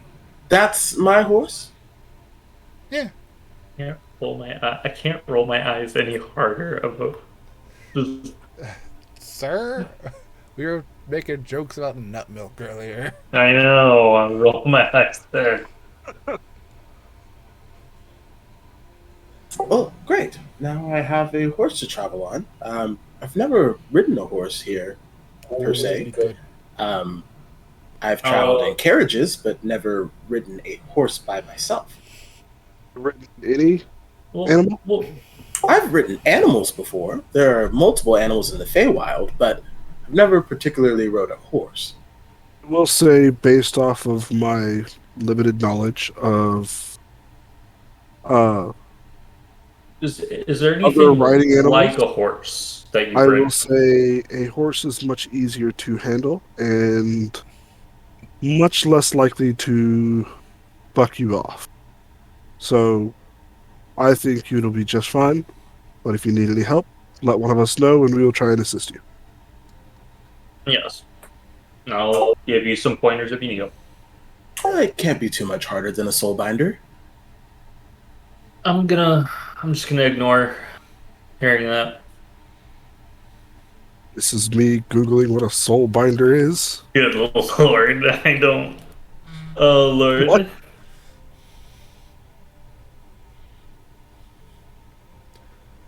So are we teleporting or wasting our time on a boat?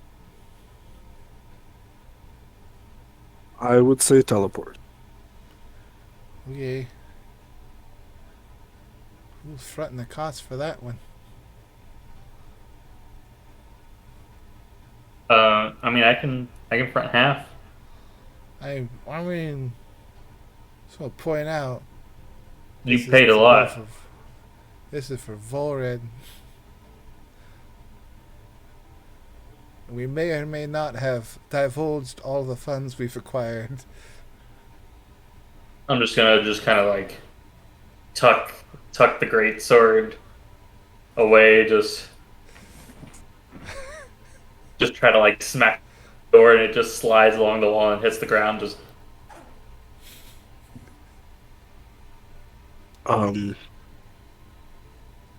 So are we putting money towards the teleportation?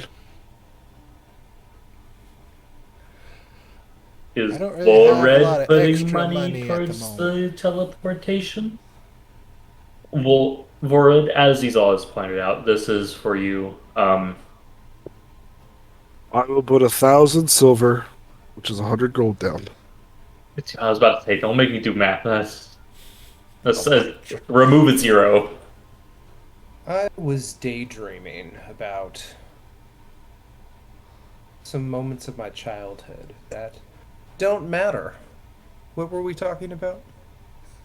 I was wondering if you could put forward a larger amount of the ante for the ship for the teleportation, since this is strictly focusing on to help you out.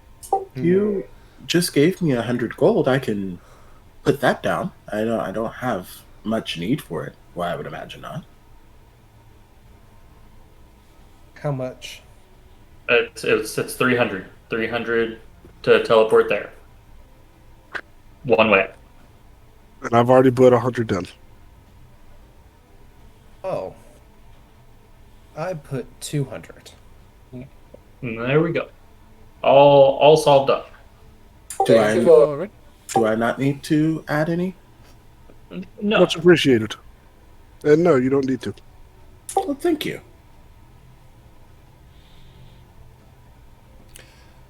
All right. When did you guys want to head out? Look out the window. What time of day is it? At this point, it is mid-afternoon. Well, you can go now, man. I'm gonna go get some feed and food for the animals. Are we taking them or are we not? I can dismiss Take them, my because mount. otherwise we have to have somebody here taking care of our animals. How about if we could leave them somewhere? Yes, Just but if hire we're some going to servants. travel while we're there, are we going to walk or are we going to buy more horses?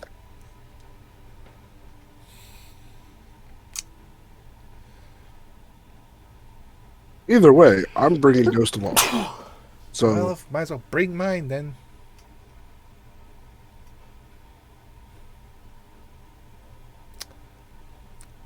Guess we're taking the animals.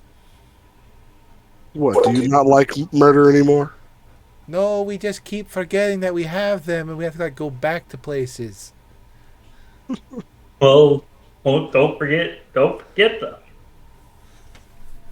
Do you forget them often? I don't. Yandere looks to the rest of you. I have Mine- never once forgotten Ghost.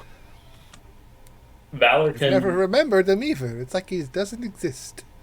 Valor can dissipate, so I can't really forget him. Yes, My Red? lord. I have a question for Yandere. Sure.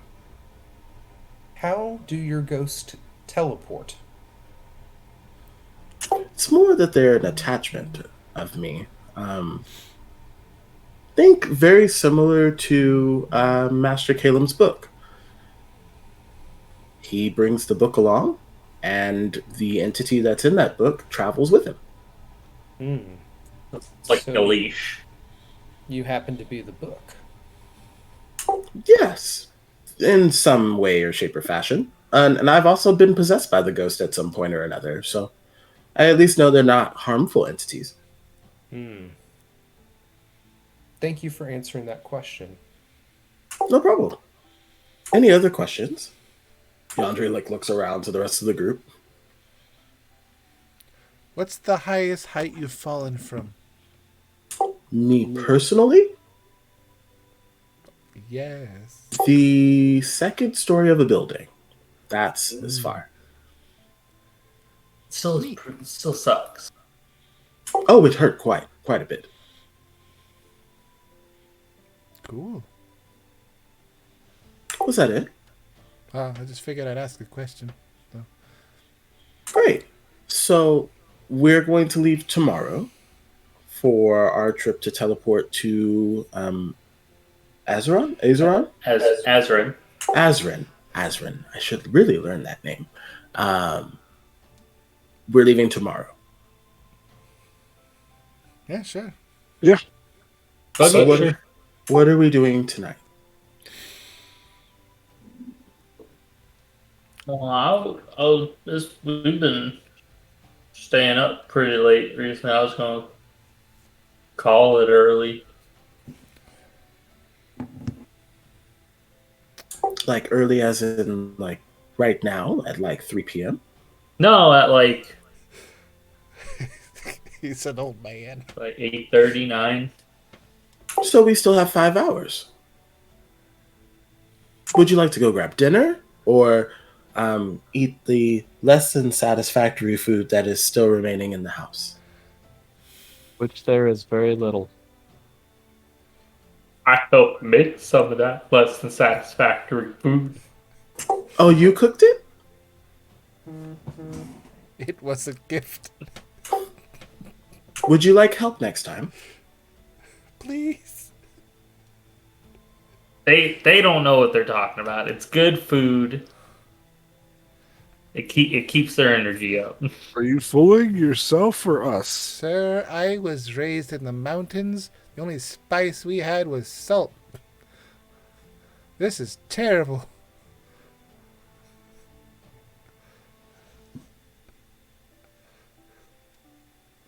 If y'all want Yandere to cook this time, the Yandere can cook this time. Have you ever had a relative like go away to prison for a long time? They pick up weird cooking habits, and they come out and they think that this is an acceptable way of eating. No. Well, Never. That's a different story. Anyway, this is very similar to that.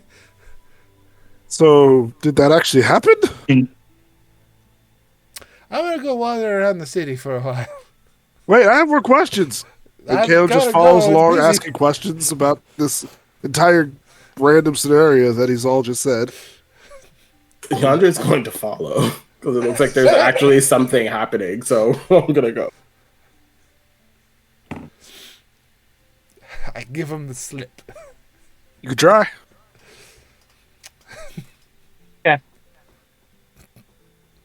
So, you guys are planning to head to the Wayfarers Union in the Harbor District, so that way you guys can bring your animals.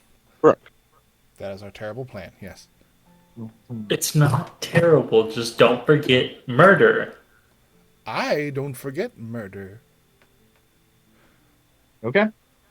Well, I guess in that case, we'll go ahead and take our break just a little bit early tonight.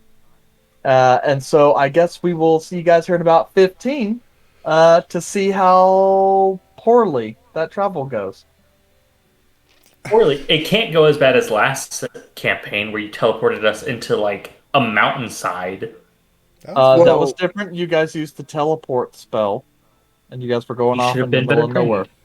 Also, last campaign, we took a boat and we got attacked by a fucking dragon god. good times. So there was that. Yeah. I Talking bitch about- slapped him and made him fall. That was hilarious.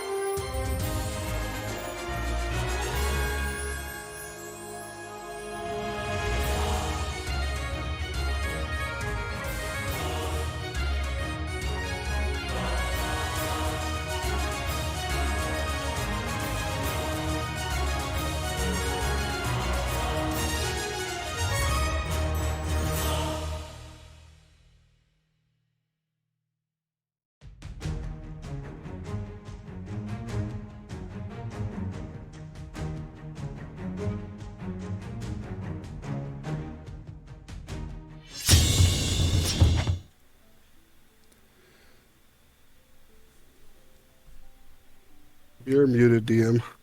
He's not saying anything. He just moved his mouse. Yep, I said transition. Gotcha. Oh, we didn't catch that part. We just do it all over again. Yeah, we'll just start. Let's transition back. No. It's okay. Transition. Hit the transition. I mean, it's fine. Like, after all, Jace doesn't really get redos on his show, That You one's know. fucking up. which will, be this Thursday, Stacking case- my way through those in case things. anyone was curious.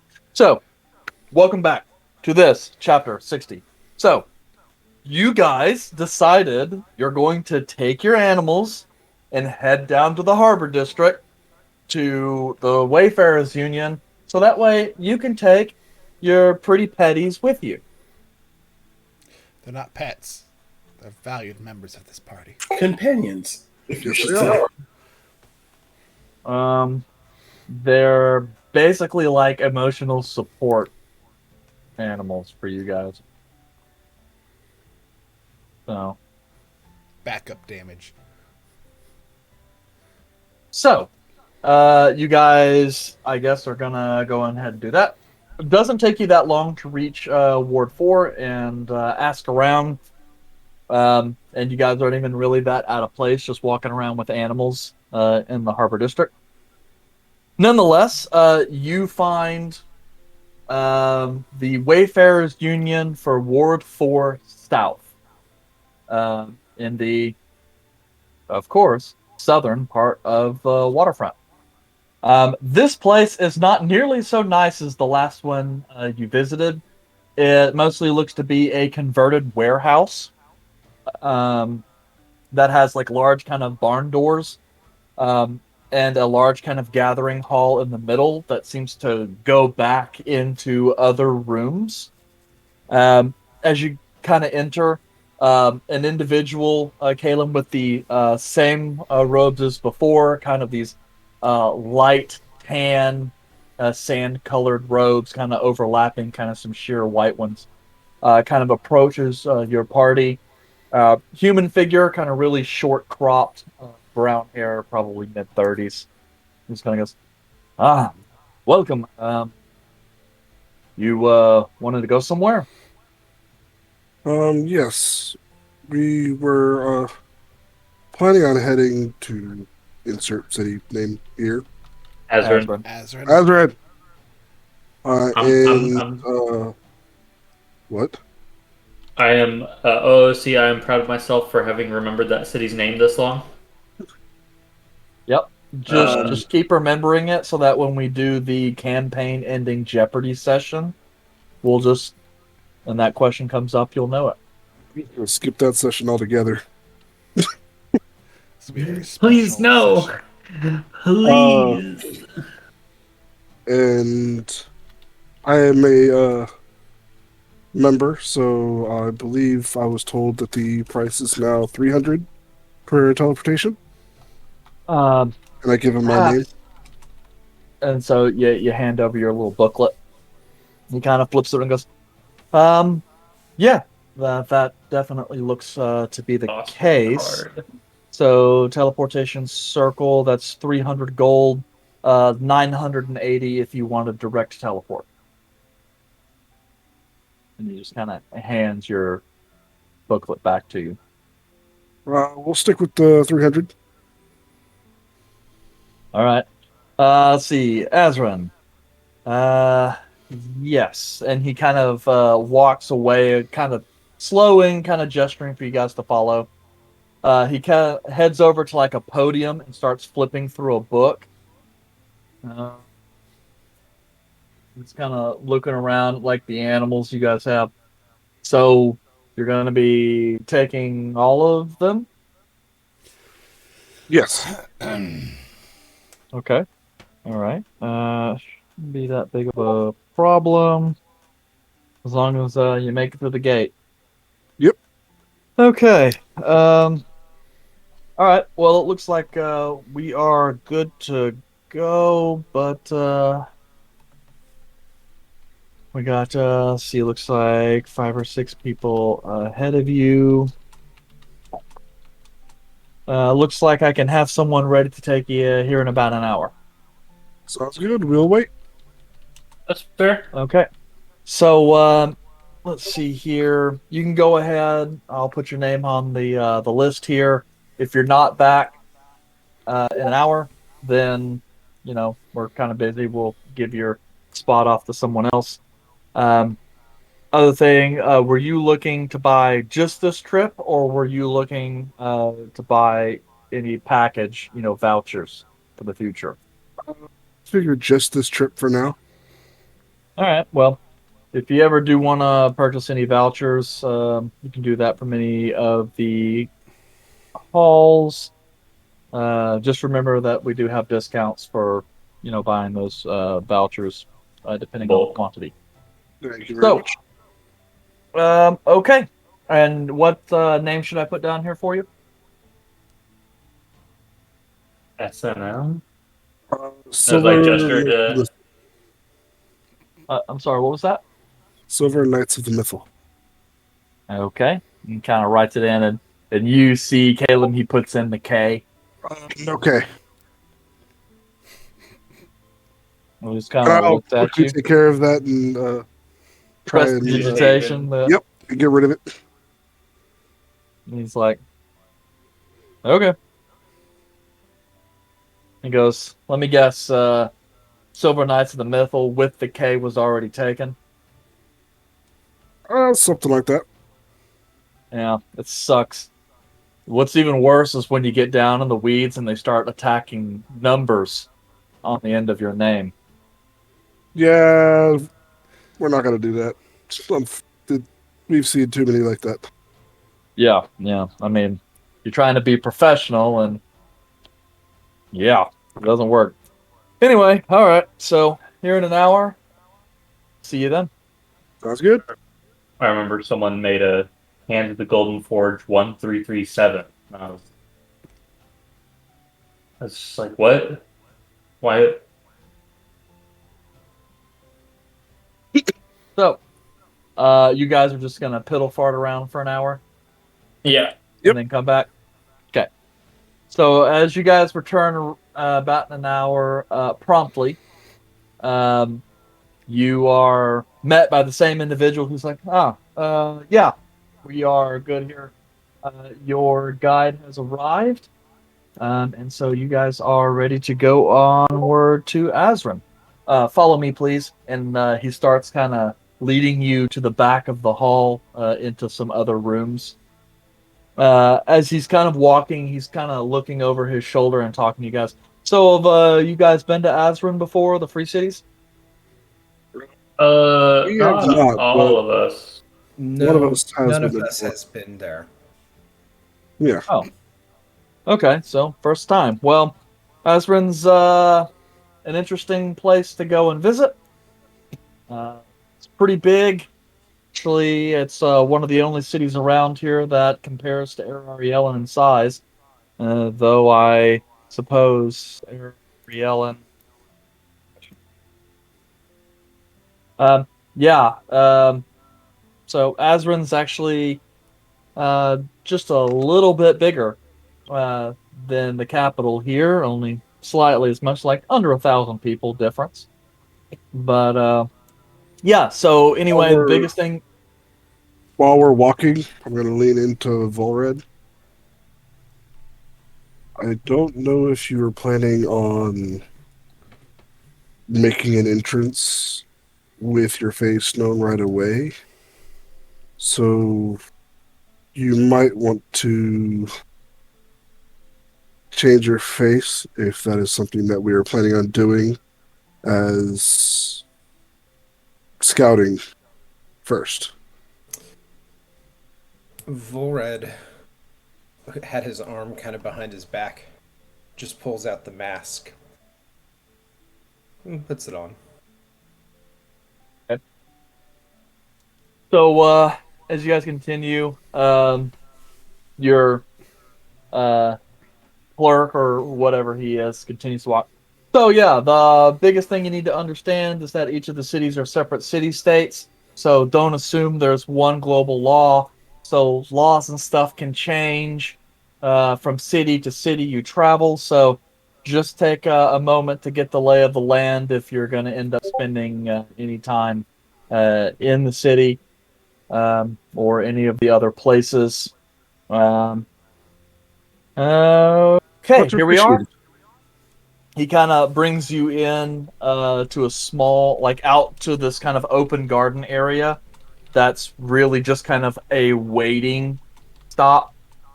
And he kind of takes you around into a large set of like double barn doors that open up into this kind of wood kind of timber framed room that's kind of the walls made of brick. You see down someone tracing some quick circles and glyphs on the floor as you guys come in. The clerk kind of gestures and then goes, "There's your guide. Safe trips." And then he goes and leaves you. The guide kind of finishes writing something up. He's like, "I'll be with you in just a second." And Alright. then he kind of sets a piece of chalk off to the side, kind of comes up, dusts off his hands. All right. Uh, welcome. Welcome. My name's Donna. I'll be your guide here. Dunna? Basically, Donna. DUNNA? Dunna? No, Donagh.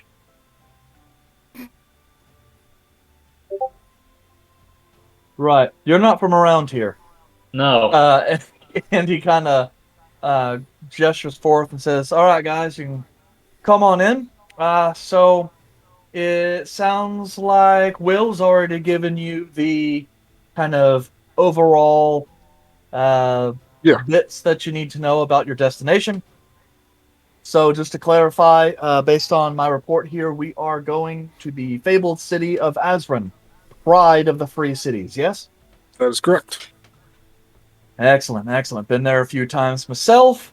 If you need any information more specifically once you arrive, places to eat, taverns, inns, things of that nature, feel free to check with any of your Wayfarer guides at your destination. They'll be able to kind of give you the local color, as it were.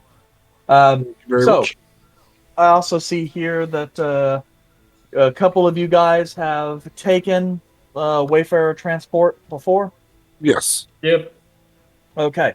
Well, just for legal disclaimer purposes, I do have to tell you that although transportation magic and teleportation has come a long way in 2,000 years, it is best that you keep your hands and feet inside the spell boundary at all times. We have managed a near perfect record of no injuries or losses going on 700 years now. Please Dang. do not be the ones to break this record. I was gonna ask if they had a sign up that had like just a dry erase, like such as so many Days since last accident. No. And honestly, like, there's really no accidents on Magic Circle, you know? Like, it's unerring. Now teleport. Yeah, teleport you can run into some issues, but okay, so looks like we are good to go. Did you guys have any last minute questions for me before I send you through? I'm good. Do we know what the weather is up there? Because that is We several do days. not. Cool. Yes, ma'am. How long have you worked for the Wayfarers Union? I am presently in my 17th year. Oh, shit. Yep. I've only got about 24 more trips to make before I make Gatefather. So, Oh, shit. We got one of the good ones? Oh, hell yeah. right. And this is the party plus the animals? Yes. Yes. Okay. All right. So, just as a reminder, the door is open for about 5 or 6 seconds. So, whether you mount or however you get them through, you want to make sure you get all the members of your party through during that time period. Again, this is a one-way portal. If one of you guys get lagged behind and you don't make it through the gate, I'm sorry, but whoever's left is gonna have to pay for another teleportation, and that means you'll have to be back in queue, pay full price, and considering how busy we are, there'll be a bit of a lag. So, if there's no other questions, we'll go ahead, make the record, and take your payment, and we'll be good to go. And he kind of makes his way over to another little podium.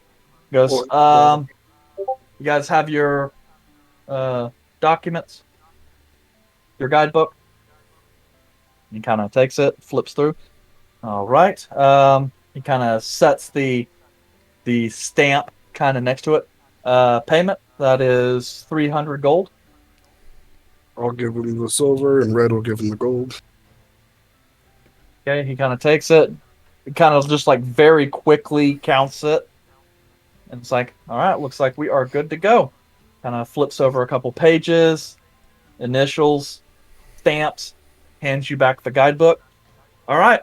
And then walks back to the circle while pulling out a piece of chalk. You guys ready? I mount up on. I mount up as well, and then I'll say I'm ready. Yandere, you need I help? ain't pulling her anywhere. Okay. He's just gonna, since he Yandere, sees you know guys how to get in mounting. it. Is Don't Yandere get on the up here, or horse. is he next to the horse? Yeah, I'm gonna try to bounce. Okay, no, And I will come on. assist Yandere. I got Caleb. I got him. Just put your foot in the hand and just swing your leg over the horse, and just how much does Yandere weigh? Not a lot, right? No, he's not. Oh, okay, so it's just like and up onto the horse. Okay. An elf never discusses their weight. He's 152. He's fine. Damn. Yeah. Which, considering he's like, how tall are you? Like 5'10". Oh, so about average weight then. I think it was Volred who put that he was 6'2". It's like Will. That's like Yep. yeah. Yeah. Volred is like 4 inches taller than the average elf, but weighs like the same. So he's like a thin boy. Thin. Anyway, as he kind of starts finishing up and sees you guys mounting, it's like, just a reminder, the doorway is 10 foot tall, so as you go through, you guys are going to want to duck. And then he kind of is looking over. You guys ready? I'm just gonna get ready to go. Okay. And then you see him quickly scrawl some symbols and then throw out his hand, make a gesture, and speak some words.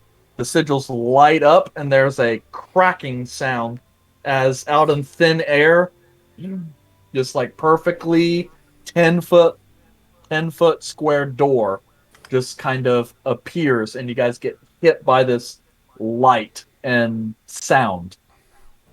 What does it sound like? Here we go. Sounds like a bustling marketplace. There's like a half a second before Donna goes, "Come on!" As he's opening, Murder go. Murder! I'm waiting for Yandere to go to make sure he can go. I was gonna say, like as it's opening the gate, Yandere like leans down to Meg's ear because he's talked to animal. Well, he hasn't talked to animals like previous one, but he goes, "You have a very pretty mane. I bet it flows very well in the wind. Let's go."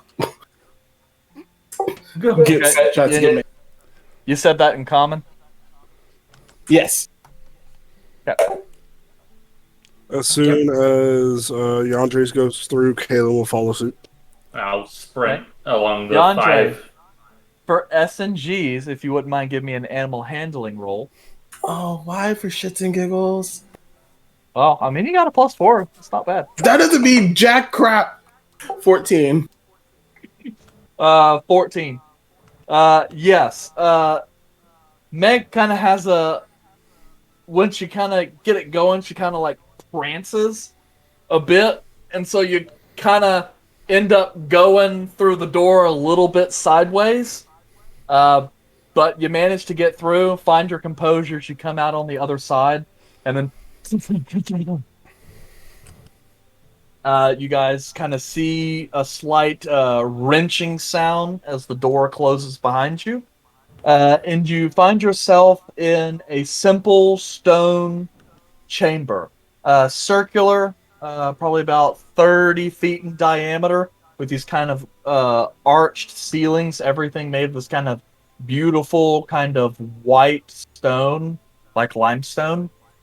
Um, as you approach, there is an individual in the same kind of tan and white robes, um, just kind of monitoring by the door. And as you guys kind of arrive, he kind of gestures out, "Welcome to Grand Island and the Wayfarers Hall."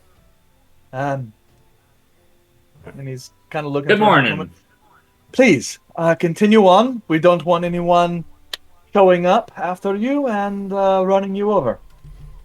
Or getting Thank stuck you on the very other much. side. We'll head out.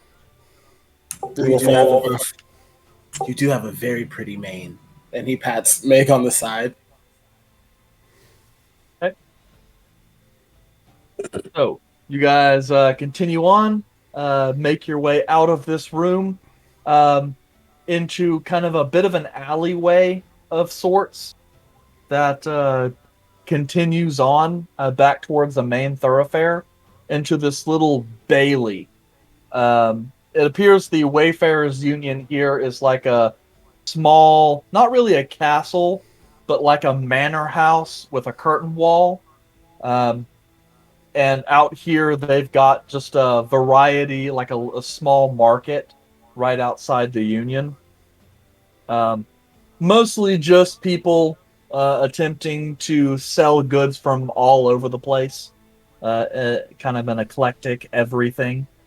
Um, but yeah, you guys stand at the Wayfarers Union, trying to sit here and think. Before we head out, I'm going to talk to a one of the guides and ask him. Yeah, because I'm thinking the only one here who probably would have ever visited Azran would have been Volred. And I don't think anyone may would have come out here. no, this is yeah. So Volred probably would have been here, probably at least a few times, I would think. Though you probably spent most of your time in a carriage, and inside high-end establishments, but still. So I'm going to go up to one of the guides and ask them, um, what's a tavern that you would recommend to everybody? Um, so you're just gonna pick some dude and just walk up to him and ask him? Well, you did say that there was going to be guides waiting for us on our way out. Yes, yes, but okay.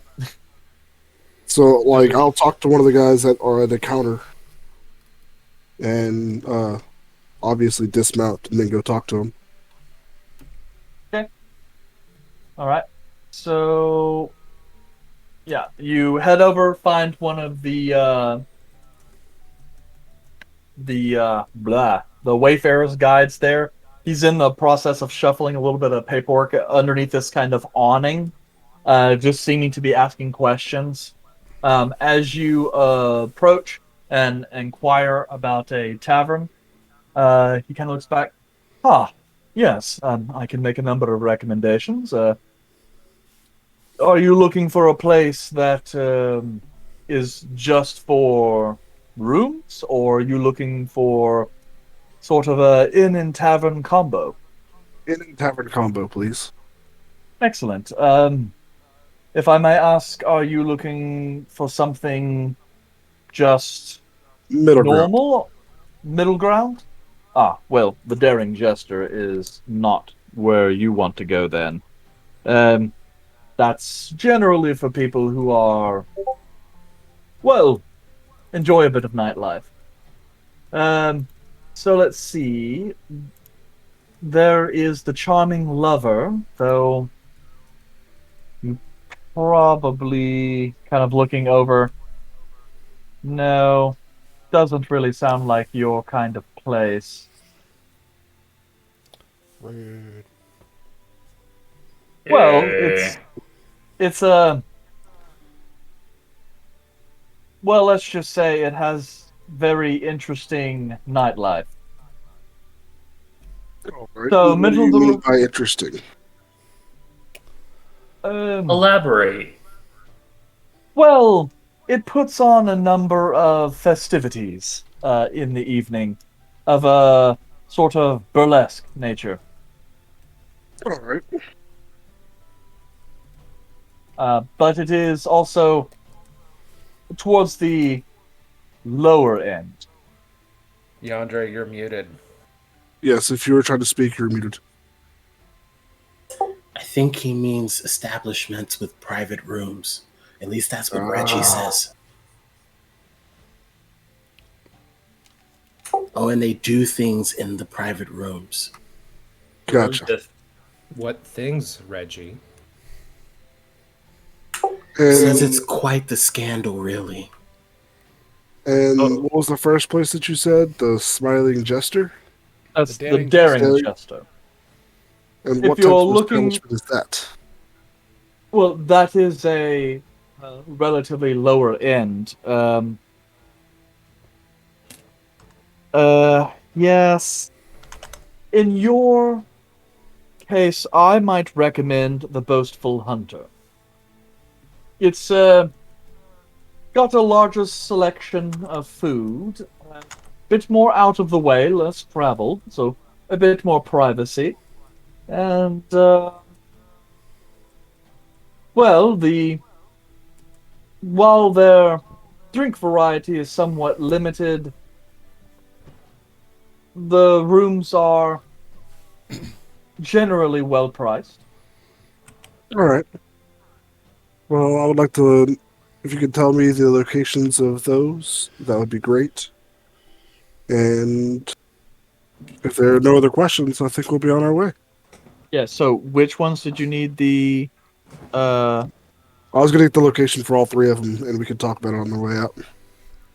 Okay. Lover Shack. Shack, love, Shack. But out of character, Ari, I do not enjoy that there, whatever is behind you to over your left shoulder, like fades in slightly whenever you turn around to talk to Reggie. Because it does actually look like something's there. Yeah, part of your background disappears, so it looks like there's a gray figure. That is great. It's a cabinet. I can't move it, so like it's gonna be there.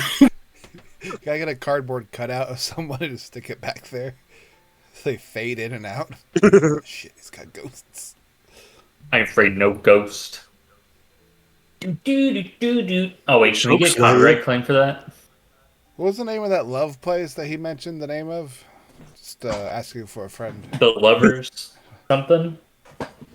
I made up a name when I mentioned it. It was not the right one. I mean, Yeah, I'm going to tell y'all about all three of them. If y'all are not with me. I would imagine Yandere was probably still trying to calm Meg down, so he wasn't really present with that conversation until like Reggie came up and was like, "Hey, you should probably tell them that it's a prostitute house. You don't need to, like, they probably shouldn't go there." Yeah. Yandere can't understand the like vulgar words he uses. Just like they're whores. It's like, huh? Who the fuck is Reggie? Are you asking Right. again? No. Okay. But because I cannot read my own notes, we will retcon and say it's called the Lover's Respite. Because That's not the word you said. I cannot, it is not the word I said, but I cannot read my writing. Is that because you use fake words? Spell them Maybe. It's also like when I'm in a hurry, sometimes I will skip letters. And then I will added invent fake ones later. And then I will merge several letters together into one symbol. That explains your weird writing. No, some of that. You know what? That's not important. You guys just got to get used to it. Daring Jester is just like your Doesn't mean I'm normal. not going to give you hell for it. Yeah. So the Daring Jester is a low end, then the Lover's Respite is a mid tier, but it's a little bit more on the low end. It's kind of more like the place you go if, like, you and your significant other are going someplace. So, but he recommended the Boastful Hunter. Yeah. Because of the crab rangoons. Dude, I hope they have a good crab rangoon, man. A good fish cake. So, whenever I get to back to the group, I could as we're probably get walking down on out, some I catfish. will tell the group about the 3 establishments and ask Red if he has a suggestion besides the 3. And I'll tell him the first and third one will probably be the better options for Langla.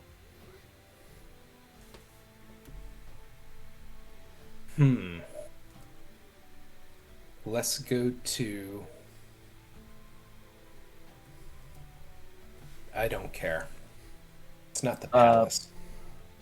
And you don't care what? I was just gonna say, Vored, did you want to roll a history check to see if there's some other place than what was mentioned that you might have went to? And how far away are we from Red's family, or have we discussed that yet? What? I think it's like what, a few days journey to his city, or a boat Yeah, ride. all of that. Yeah, if you're so at this rate, it'll take you like 1 or 2 days by boat to a port city, and then you will go from the port city up into the mountains where Kiyose is. Oh, okay. And what time of day is it here? I don't know if we shifted time of day. No, you didn't Okay. shift in time of day. It's I still think we're still on mid-afternoon. the same. Is it latitude or longitude? Is the up and down? Lat It's fat. fat. Yeah, lat is Long. fat. Okay, Long. I can never remember. Lat is fat. Lat is fat. In that case, we probably wouldn't even go to a tavern. We'd probably head out as soon as we can. I mean, Uh, the time of day hasn't changed, so it's still morning. So we could leave now. that's what I'm saying. Well, it's like mid-afternoon. Yeah, it's still day. Oh, really? Okay. Well, because we had to wait like an hour, and then we also I mean, had to get up and get there.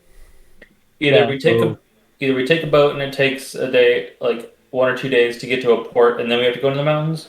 Yeah. Or we just go on mounts and just camp out, and it still take a few days to get there. Right? That's the whole thing. Yeah, that's it'd obviously take like a easier. day and a half, 2 days, and then you have about another day's travel. Well, no, not even a day. Maybe half a day of travel From the port city, if we take the boat. from the port city. Yeah. So I would say And let's go take a boat. If we can get one and see when they would leave. All right. Go into the port. This chair is killing my ass. Dude, no. I thought you said it I was a recommend magical getting horse. a butt pillow. Dude, no, it's these like cheap plastic chairs. That's why I recommend getting one, especially when you're on the road. Do you have a pillow that you could put under your butt right now? Technically, yeah. So go get one. But just go get that. He's complaining. Put the thingy over the thing. Yeah. He's invisible. Let's go to the port and see what we can find. Okay. So, What about the lover's respite? I rolled a 12, by the way. yeah, I know. That's why I didn't tell you anything additional. Well, I know. That's why I didn't tell you Rude. anything additional. I mean, in one case, it's like, okay, you probably would have, like, snuck out at some point and had, drinks at some place, but you probably didn't bother to remember the name. No, it's cool. I was just giving you shit because as soon as I started rolling, I got interrupted and never got back to reading it. So therefore, I wanted to read my roll. Yeah, you No, read no your hate roll. to anyone. Just kind of, I like to be heard. Yeah, I got you. Okay, so you guys head to the waterfront and see if you are able to find a boat. Who wants to take probably who wants to lead that initiative?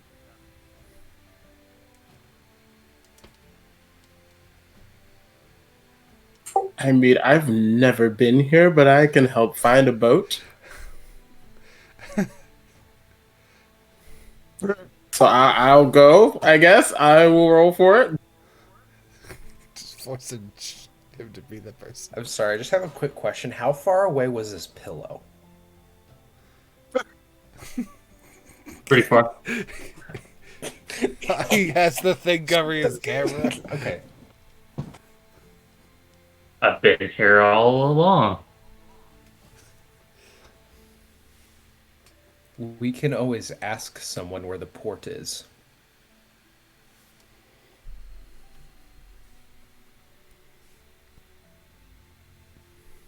Do I see anyone that looks like they could give us directions?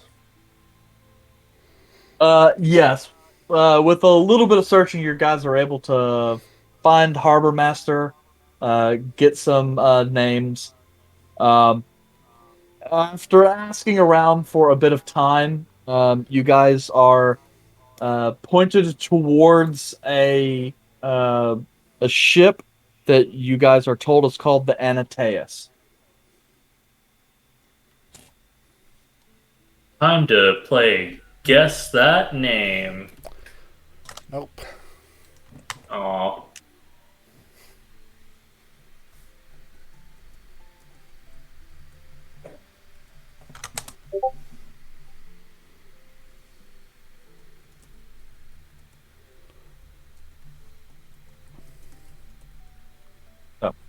Uh,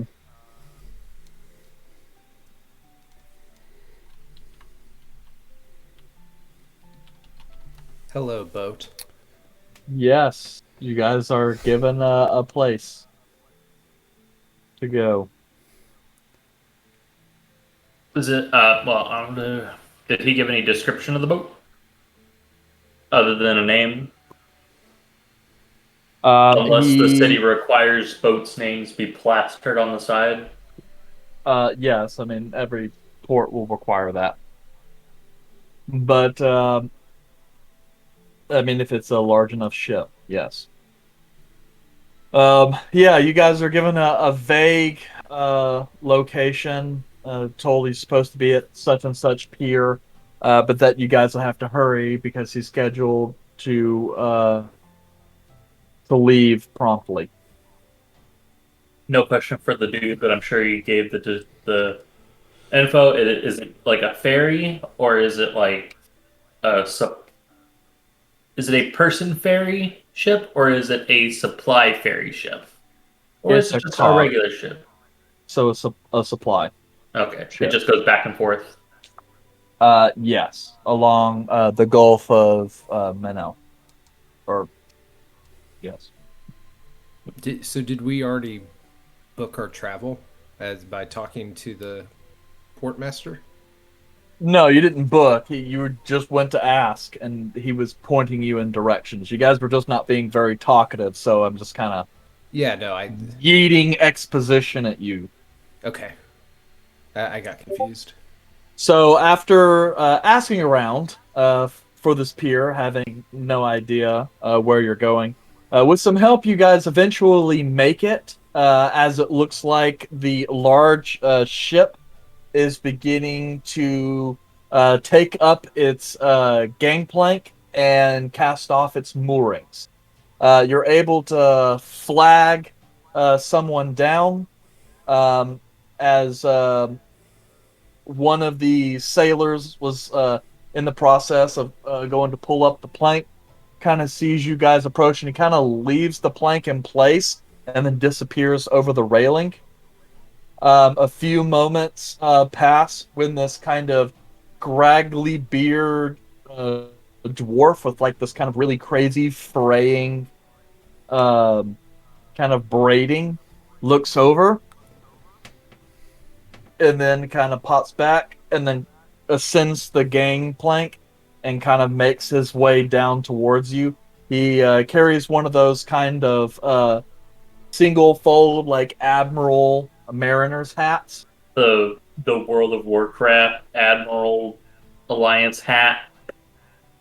Yes. And as he kind of approaches, he's kind of he's a dwarf, but his skin is kind of like sun cracked, as if he's definitely spent a lifetime at sea. His beard is woven and braided, but those braids are kind of starting to fray a little bit, and he's got like loose hair everywhere, and they're kind of bound by these kind of rough iron beads.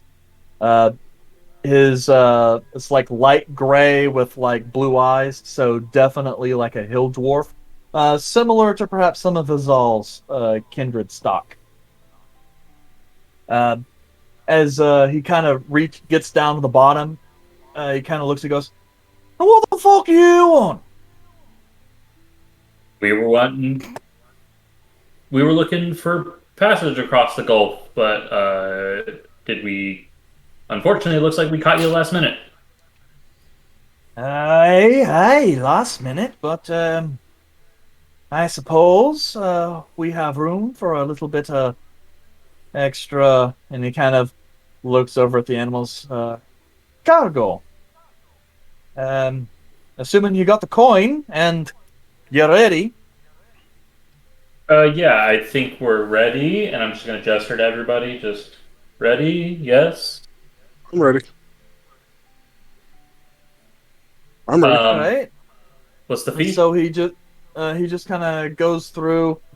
You do know I'm traveling up the Gulf, right? Yes. All right. Good. Just making Oh, sure. see, I am understood that is where we're needing to go. You would be correct. Okay. Right, okay. What are you doing?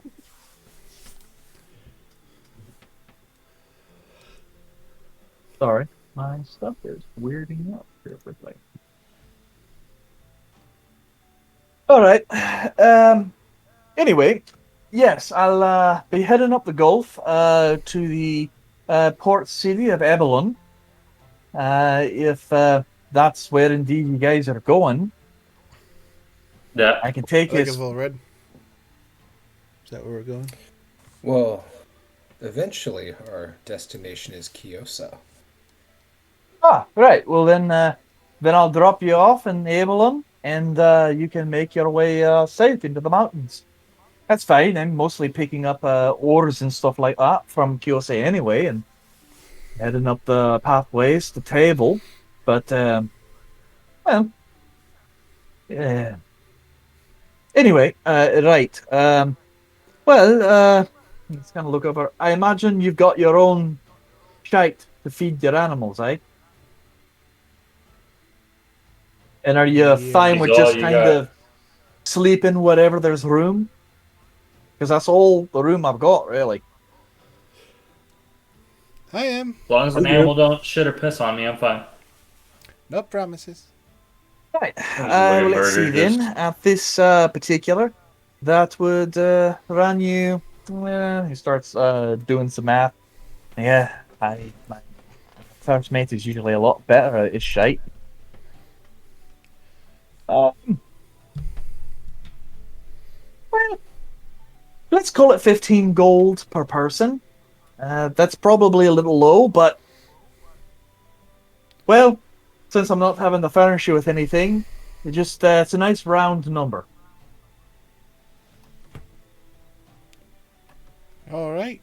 So that is 5 individuals and 4 livestock. 9 times 15 is money. It's 30 apiece if you have an animal. I go ahead and pay it in a mix of gold and silver. I drop off 30 gold. We'll drop off 30 gold. You having a look, Calmac? I'll give him 8 electrum. So you give him nothing. You give him It's 40. Or 4. That's 4 gold. it's 4 gold. Electrum is 5 silver. Okay, so I need to give 30 electrum. No, you need 30 gold, so that's 60 electrum. Math is hard. I'm just gonna go. Oh, right. No, you don't have a yeah, mount. I don't have So an you animal, have Eric. 15. So yes, 30 electrum. Okay, I will give him 30 electrum. Okay. He takes it, goes, all right, cash. Well, I can't argue with that. And he kind of finishes walking down the gameplay, kind of walks around, gestures. Well, welcome to the Anatias. Hey, Captain, what's your name? My name is Baron Ropebeard. Ooh, Don't worry. The name's not really Ropebeard, but that's what people call me. I can see why. Pleasure to meet you.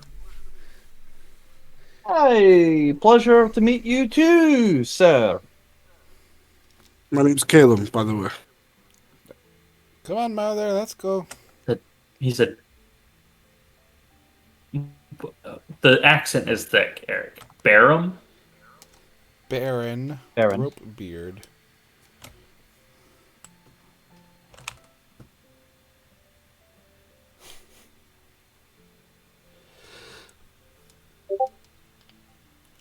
I think that's a cool name. It is a cool name.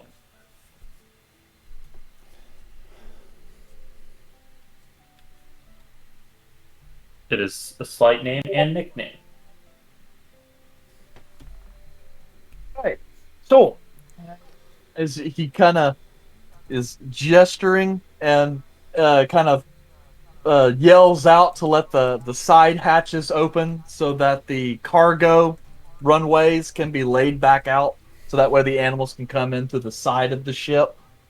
And then they kind of close everything back up. And he's like, all right, second time's the charm.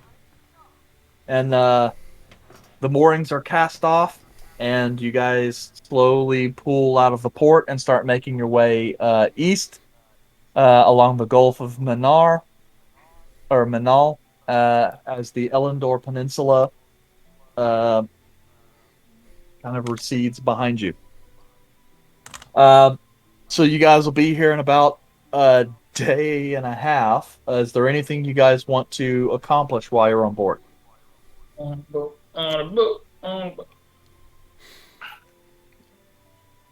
gonna be feeding so many rations to murder.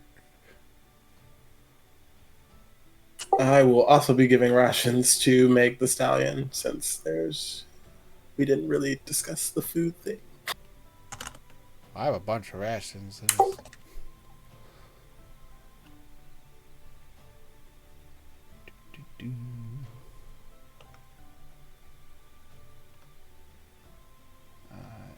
that 10? And you said this is going to be like a day and a half, you said? Day and a half, yeah. Okay. Once we hit the second day of travel, Yandere is going to awaken from his sleep, and his appearance will have changed. When you see Yandere awake from his sleep on the second day, instead of the normal auburn hair, steel blue eyes, and light tan skin, you will actually see platinum blonde hair, emerald green eyes, and copper skin.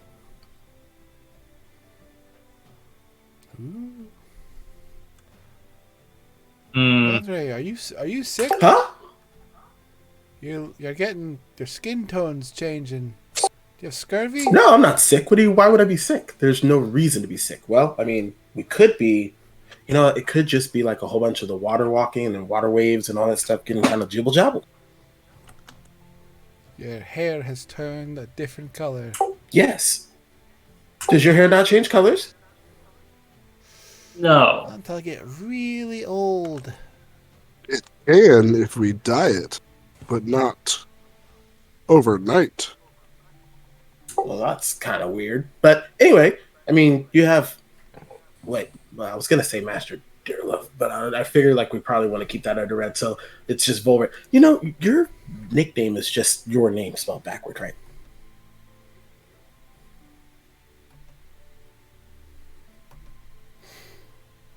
Yes. Good. I'm glad you know that. But yeah, no, he changes his appearance all the time. Yes, but he has a spell for that. Or a hat that does that for him. Wait, so you don't do that on your own besides the hat? No. No. I don't think so. Oh, that must have been one of those domesticated elf things. It must have been lost over time. The question, do you choose it or does it just happen? I could choose it. It depends. Feels out how my emotions are. I will say that is pretty awesome. So you could change it right now if you wanted. No. I gotta trance a little bit before I can change it, but each day is a new day. That is oddly reminiscent of an old teacher of mine, Master Godfrey. And who's Master Godfrey? He is an illusionist wizard, and if we ever make it to his abode, his house, his clothes, his face generally changes from day to day, depending on how he's feeling. Oh, well, I can tell you that's not an illusion. You can touch it. I'm right. I'm real. Don't forget the house too. Didn't I say the That's his house? hand. Oh, did you? It's a real He hand. did say the house. Oh, Okay. okay. Yeah, the house changes like freaking. But yes, his is real too. Like, he can change his house all the time. Oh, well, that's interesting. I could only change myself. I can't change anything else around me. How But much of yourself can you change? I mean, my body. I can't really change my clothes. My clothes look the same. can you make yourself taller or shorter? No. Why would I want? Why would I do that? I was just wondering the limitations of such a thing.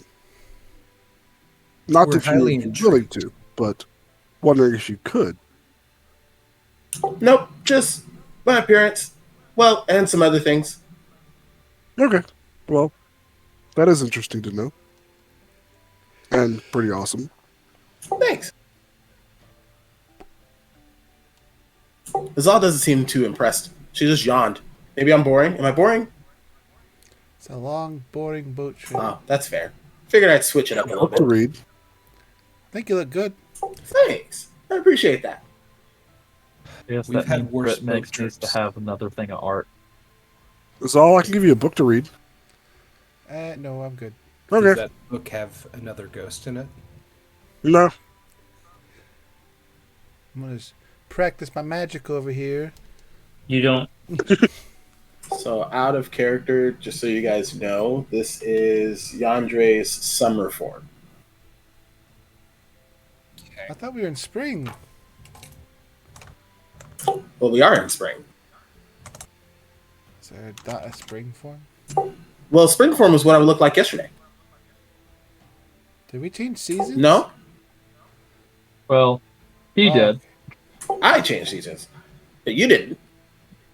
Oh. Neat.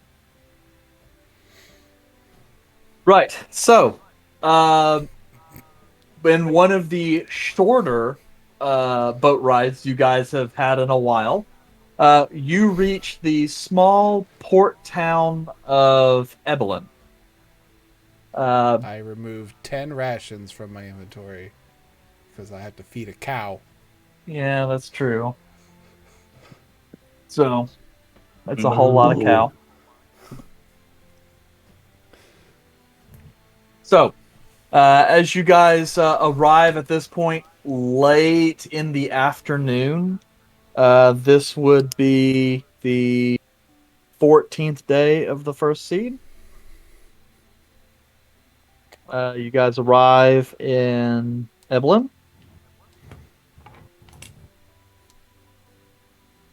And Cool. the time is yours as dusk is upon you and sunset hot on its heels.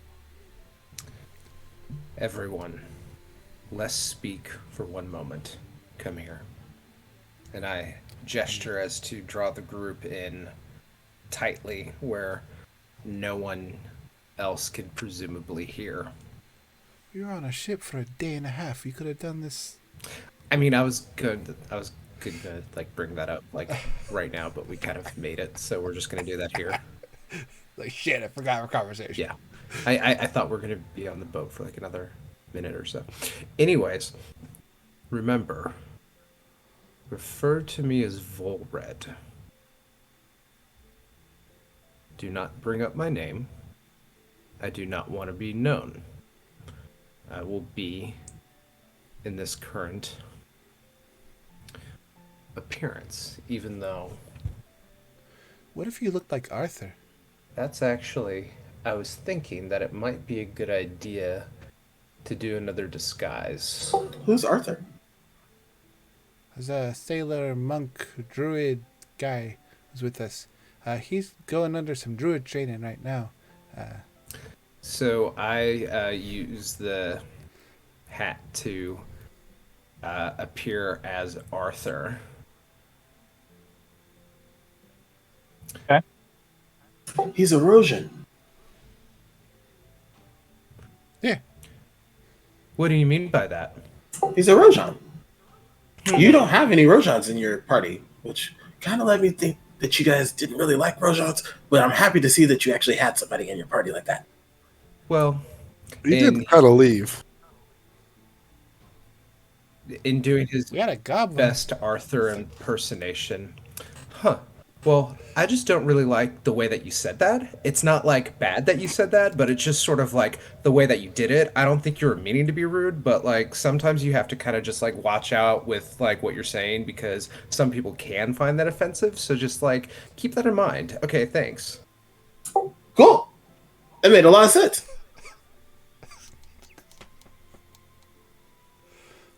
Anything else you want us to... Wait, so do I need to call you Arthur in this form? Yes. All right, Please call me Arthur. Arthur. Arthur. Oh shit, I was real confused. I should know. All right, Arthur. You wearing like Arthur clothes or your regular clothes, just like underneath them? I look like. Wait, what? Hold on. Now my mind is stuck thinking the semantics of how the hat works. So like, It's an illusion. okay. Well, then I'm wearing my clothes. If it's just an illusion, Okay. then why would you All right. ask? Because you could make yourself look like Arthur, but he doesn't wear a lot of clothes. So if someone touched you, they would feel clothes, and that would be weird. So it is good that your clothes are visible. It's gonna be a more clothes. Well, in this case, it's bad because I look like I don't have anything like here. But what he's saying, if someone reached out and touched what would be bare skin, they would feel close. Out of character, you could wear Arthur's captain suit or captain clothes since you've seen it, and it's not like it's like the most fully clothed version of Arthur there is. Yeah, so I'm gonna change Or into you his could wear your clothes. captain clothes situation. Okay. So yes, call me Arthur, and noticing that our day is running out, we should probably find a place to stay for the evening. Ooh, I got something. I take out the handy haversack and I pull out a long quarterstaff and like, here you go. Completes the look. I take it. Great. So we're gonna I go. need that back. We're gonna go hang out at the tavern. When do we get to break some kneecaps? Oh, I mean, We'll look for a rough tavern and then that'll probably happen. yeah. well, there definitely should be some in the area. I mean, we don't have to stay at a tavern. If we went and camped like outside of the town and just kind of made our way, maybe we'll get attacked by someone trying to mug someone. Would you say you got attacked by a bugbear a while back? I got sucker punched by a bugbear. Only it was a morning star. Yeah. like a coward. Sucker punched? How did you get sucker punched by a bugbear? They're big. They're very Yeah. sneaky. Well, we were all The fur sleeping, makes them very and stealthy. Ah. he I woke got you. up with the mace to the face. Damn it. Morning star. You Sounds like a fun night.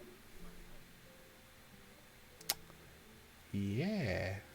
Well, not for you. You got the But mace. I in the face. have no issue staying outside of the city. I would like to go to a tavern because I have an idea. I would like to try to discover what is currently going on in Kiyosa. If we go to a tavern and ask the locals in a sly way about some city events, politics,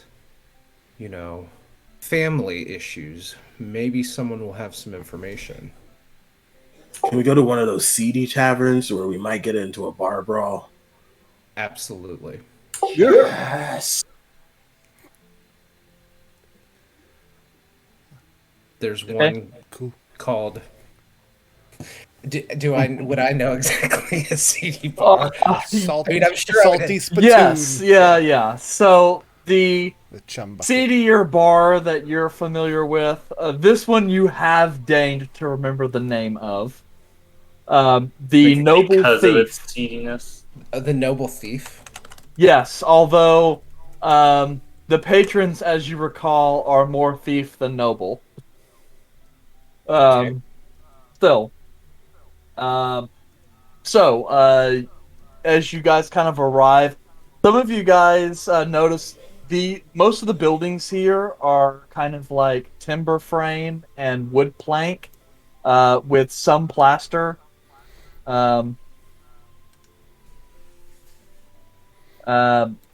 And basically the whole place just kind of looks like it is there mostly just to build up very quickly, and it's not like they have any like crazy stone buildings that are designed to be permanent. This place is definitely kind of grown very quickly.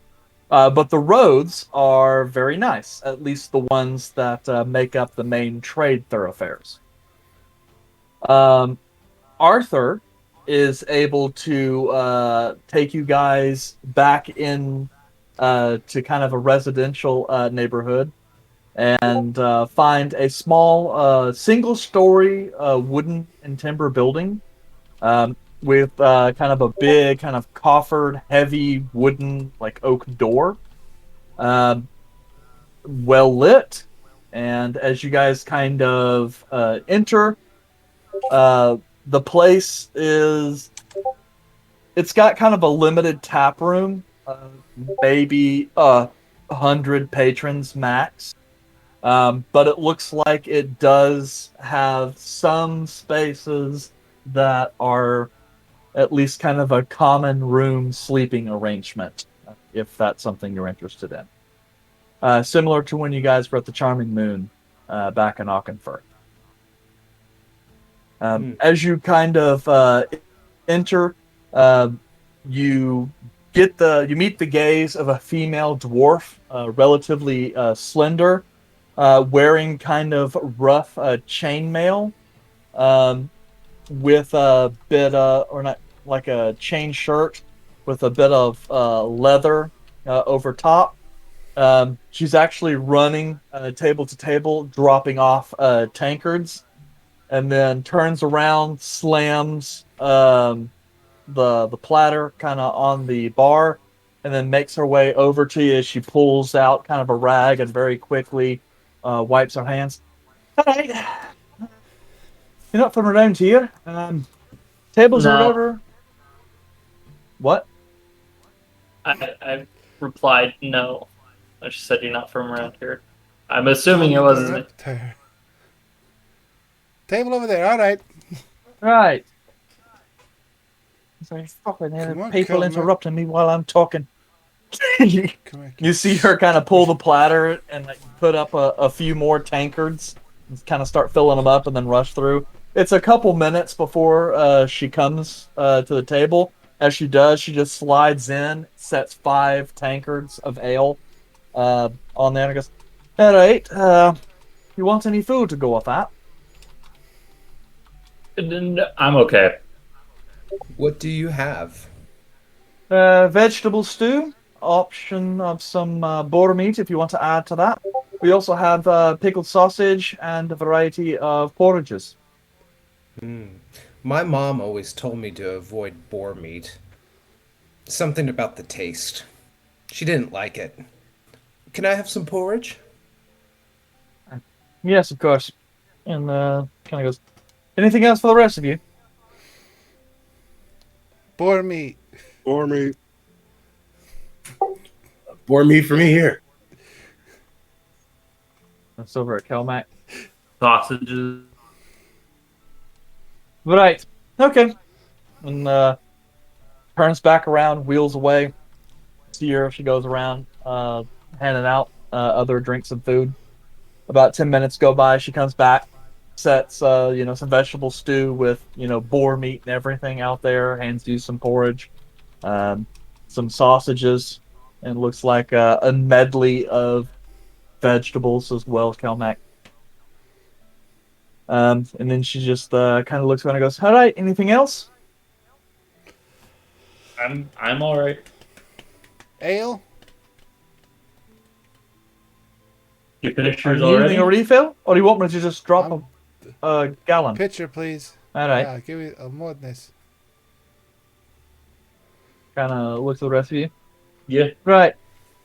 I'm good. Thank you. And then departs. Hey, She's hot. come back. Does Izal follow her with her eyes? Am I able to catch that? I just leaned over and said she's hot. Okay, I didn't. As I was saying what I was saying, you just said what you were saying. Come back. What? Yes. I didn't take you for a sausage in the mouth kind of guy. And then you see Yandre like reach over and do like a soft, like not a soft punch, like an actual like forceful punch on Kelmec's A shoulder. bro punch. Yeah. It's just frozen. I was gonna take one claw and just stab the sausage and just pull it up and just. All right, I'm gonna have to keep that in mind. Couple I don't know minutes how later, I feel about this, she, Yandre. she comes back with a pitcher, kind of tops off the drinks, and then sets the remainder in the middle of the table. Right, I'll be back in a little bit with your check. And then just Much kind of, appreciated. Thank you. and then kind of goes, turns around and walks off. Yandre, Yes. with your passive perception, you look over as she turns around. You notice this dwarven lady is packing. She's got daggers hidden in the back of her belt. Oh, she packing something, Eric. Oh, she's a lover and a fighter. While throughout dinner, well, how busy is this place? Is it really packed? It looks crowded, yeah. Okay. Caleb's going to And surprisingly, you do notice most of the people here are dwarves. then I'm going to try and just casually listen in to see if I can find any information that Red would find interesting. Okay. Well, you speak third common, so Dwarvish. Yep. yeah, most of the people just seem to be shooting the shit and complaining about the mines. Some of the people are saying that the current working conditions are horseshit and they should return to Nogtadir. Even though that place is dangerous, at least the pay is better. Or Barbaram. Sorry, Nogtadir is up in Moradun. Barbaram is the place they're referring to. Damn, they commuted. Alright, so alright. Yeah, you get the sense this is like a working class establishment. Is there anyone in the bar that seems out of place? Um, Us. Other than us, obviously. Not a looker in the bunch, except for the waitress. yes. You do spot over in the corner, sitting by himself, a dwarven soldier. Um, what sets him apart is he seems to bear like some scale mail with a silver and red tabard that depicts symbol that you're not really familiar with. So it's like a so it's kind of like a split heraldry with red on the top, silver on the bottom, and then there is a golden tower. Kind of looks like a rook piece from chess that sits in the middle. Um, the dwarf's hair, his beard is actually cropped relatively short. And he's got kind of long white hair that he just kind of has pulled back in a ponytail. And you see him just kind of leaning against the back wall, just kind of taking a sip every once in a while, just keeping an eye on everyone in the bar. Hmm.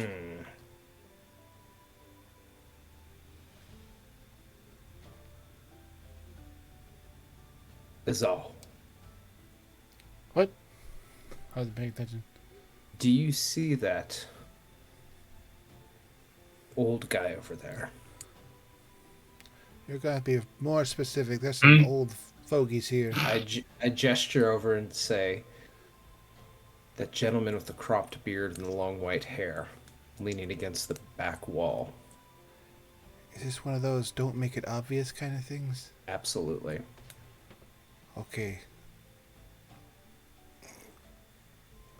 I look one way and I kind of swivel around and just chat and talk out loud and make eye contact with Caleb and Yandere and just like kind of scan the room till I see him. Like, what about him? Doesn't he just seem out of place in that clothing? He's got some nice clothes. He's either, judging by the group here, he's either security or he's all their bosses. I don't recognize what that emblem is. I couldn't get a good look. I wasn't staring at him. I want to know more about what that is, but Great. You see Yandere like stand up. Yandere like takes a cup of ale and another cup of ale. He has two in hands, and he looks back over at Kelmec. Well, you're never gonna know if you don't ask. And then he gets up and starts walking towards the guy in the corner. Understanding that getting up and trying to run after Yandere is probably going to cause even more attention. I just kind of like, hold on, just let Yandere let do what Yandere Yandere wants. figure this out.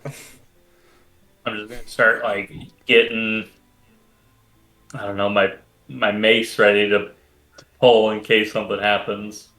Yeah, Yandere's not collecting information. He's just starting a fight. Continue. You want a drink? Sure. What's up, handsome? You want a drink? You're asking him? Oh, I was just walking over there. I didn't know if we were able to continue up because I was just gonna walk up to him with another pint of ale. And talk to him, or you just gonna stare at him? Oh no, I'm just gonna sit there and stare. I'm kidding. Like, hey, drinking? He kind of is like looking up at you. Yeah, drinking. Cool. And then Yandere puts the pint of ale in front of him and just kind of slides it up. Kind of looks over, kind of looks at you somewhat cautiously. You know, I don't recall seeing you around here. Are you new? Absolutely. Just got in today. I'd say. And he kind of looks you up and down. A fellow like yourself, he gets remembered. Sometimes you got to make an appearance.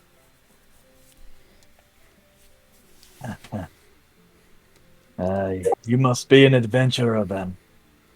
Yeah, you can call me that. Just kind of fresh, but still can acknowledge when somebody's sitting by themselves and kind of just keeping everything together. I'm curious. What do you do?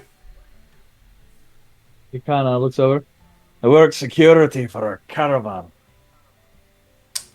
Is your caravan here? Not here, but I'll be heading back within tomorrow. Where y'all headed? You know what? You don't have to tell me that if you don't want to. I know you work security and there's some hush hush things that have to happen there. Yeah, it's fine. We're taking an ore shipment and some weapons to Garsley Tower on the western border of Ashgar. Can you repeat that? He is taking a shipment of ore and weapons to Garsley Tower on the western border of Ashgar. So I guess just a question. Are you for hire or are you just traveling with the caravan? Kind of looks over. Obviously, not for hire now. I have a contract with the caravan. I Plus, get that. I'm a member of the Lord's local retinue, so it's not like I can really go freelancing as a mercenary. So that's what that symbol is. Aye, it's my Lord's symbol. What's the name of your lord here around here? I'm, again, new here, just got in. Well, my lord is Lord Garsley of Garsley Tower. He's not technically in the Free Cities. He owns a small barony that lies along the pass in Ashgar. You'll pass right through it if you take the road east. That's fair. But who's the lord here? Here? Yeah. That would be Lanran Kayosi. Lanran Kayosi. All right. Aye. Well, that's fair. Is there a lot of you here in town? He's kind of looking around at the other dwarves. You mean dwarves or? Nope. Talking about the security, the patch, the symbol.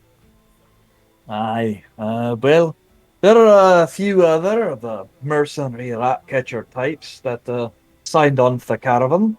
They'll be heading back tomorrow with us. As far as security for old Garsley, it's just me and one other. Okay.